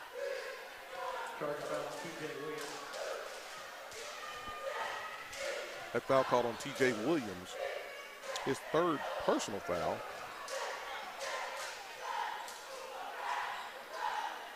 And the inside move by Robert Wilson. There's a foul on the play as the Chargers have gone two bigs now. First time we've seen that tonight. Interesting time to do so. Yeah, we're going to pound the ball in maybe on the inside. First shot by Wilson's no good. Awaiting the second shot. Coming up shortly, we'll have a player of the game to announce as we're searching high and low to bring that to you. It's a big old Pork and Dreams and Super Prep player of the game. Again, I want to thank our title sponsors, SSM Health. Sometimes after a hard-fought game, a player needs the services of a sports medicine specialist. And the specialist at SSM Health has a great team to get a player back in the game from injury. Loves Travel Stops and Country Stores is a founding partner of Millwood Falcon Broadcast and continues to make our community a great one to live in. Thank you, Loves Travel Stops and Country Stores. So I found out recently that Loves Travel Stops is now on the Turnpike, the Turner Turnpike. Did not know that. Had an opportunity to go up the Turnpike just the other day and stopped in at Loves as a TJ shot is blocked. After there, taken out of the air by number 35, who worked his way all the way to the rim, and the shot did not fall. So high-energy player coming into the game, more high-energy players coming into the game, as these guys get after each other like this every day in practice, and it's nothing when you come to the game. Rhett Davis sneaks one in past the outstretched arms of the defense for the Falcons here. 2 minutes and 39 seconds with the Falcons lead by 23, 53-30. Shot by the Falcons, no good. Goes out of bounds, and it will go back to the Falcons, or track to the Chargers. Number 45, Rhett Davis, comes out of the game for the Chargers as they bring the ball up the court. Working way into the front court, and that's what. There's more defense back there. Denied by Braylon Bradshaw. Bradshaw, turnover here by the Falcons. Bradshaw, yep. And Smith, again, attacks the rim. And so the good, bright points for the Chargers is that they've got a player in the senior, Rashad Smith, who will get to the rim. This is a 60-second timeout. We'll take it with them, come back on the other side. You're listening to Millwood Broadcast, sponsored by Love Travel Stops and Country Stores and SSM Health. We'll be back after this break.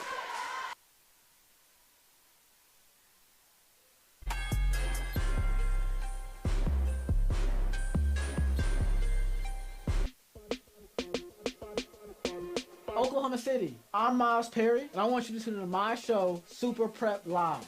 Super Prep Live takes an in-depth look at the Oklahoma high school student athlete and what makes he or she become great at what they do.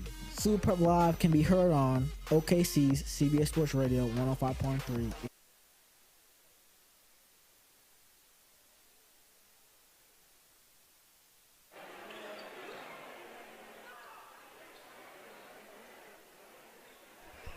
And welcome back inside the field house here tonight. 2 minutes and 12 seconds remaining in regulation, and a night that's been all Millwood Falcons as they lead 53-32 over the Heritage Hall Chargers, as Coach Williams has his ball club heading in the right direction, not being tested tonight. However, they'll play this weekend, and I guarantee you they will be tested in the sickle cell tournament on a drive to the goal. That's a foul call as Robert Wilson goes to the goal. And it's fouled by Carter. He'll shoot 2 free throws. Jackson Carter, the recipient of the foul. His first personal foul, 1 minute, 53 seconds, as now the Falcons are looking here in mop-up time. And Wilson's free throw falls short, no good. So the Falcons scored 16 points in the first quarter, 4 points in the second quarter, and 22 points in the third quarter to open this game up, and they've moved the ball around well there.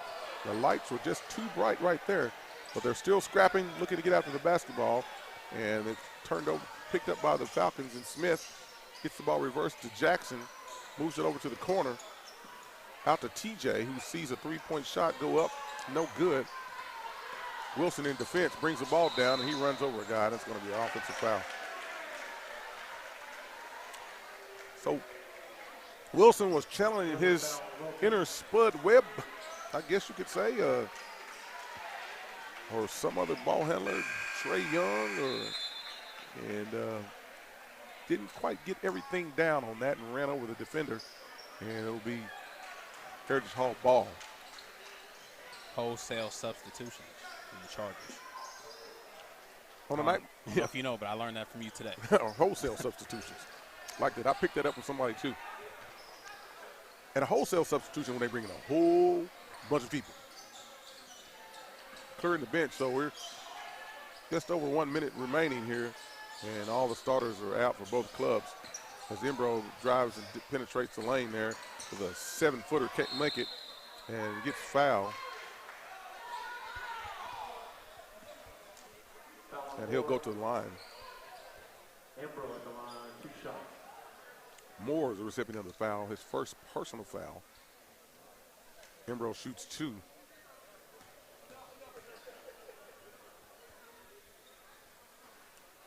First shot, no good. Awaits the second.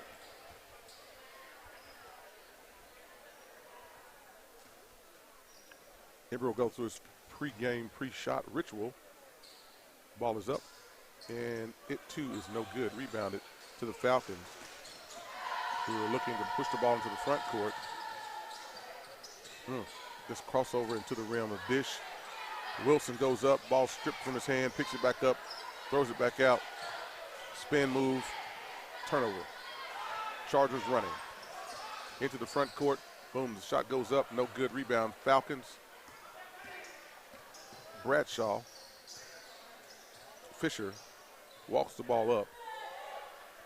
And I think that's going to be the last of the shots tonight, as the Falcons are victorious here. And just awaiting the final score, which I believe will be 53-32. 21 seconds, and the Falcons are just dribbling it out at near the division line.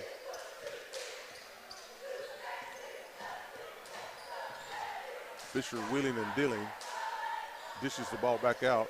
6 seconds, I should say, and 2-1, and that's it. That's the ball game. The Falcons victorious 53-32 here on this Tuesday night. Pre-holiday tournament. Dwayne Doolittle, Jamin Dawson with you. Rashawn over the engineer. Wes back in the studio. We're going to take a quick break, come up and wrap things up, introduce our player of the game, tell you what comes next, and we'll do that after this break.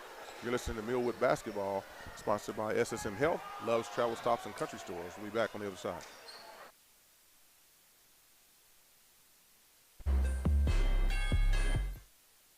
Injuries don't wait. For business hours, now you can be seen 24/7 for sports injuries. Whether you have a sprain or a broken bone, at the SSM Health Bone and Joint Injury Clinic at 13401 Northwestern.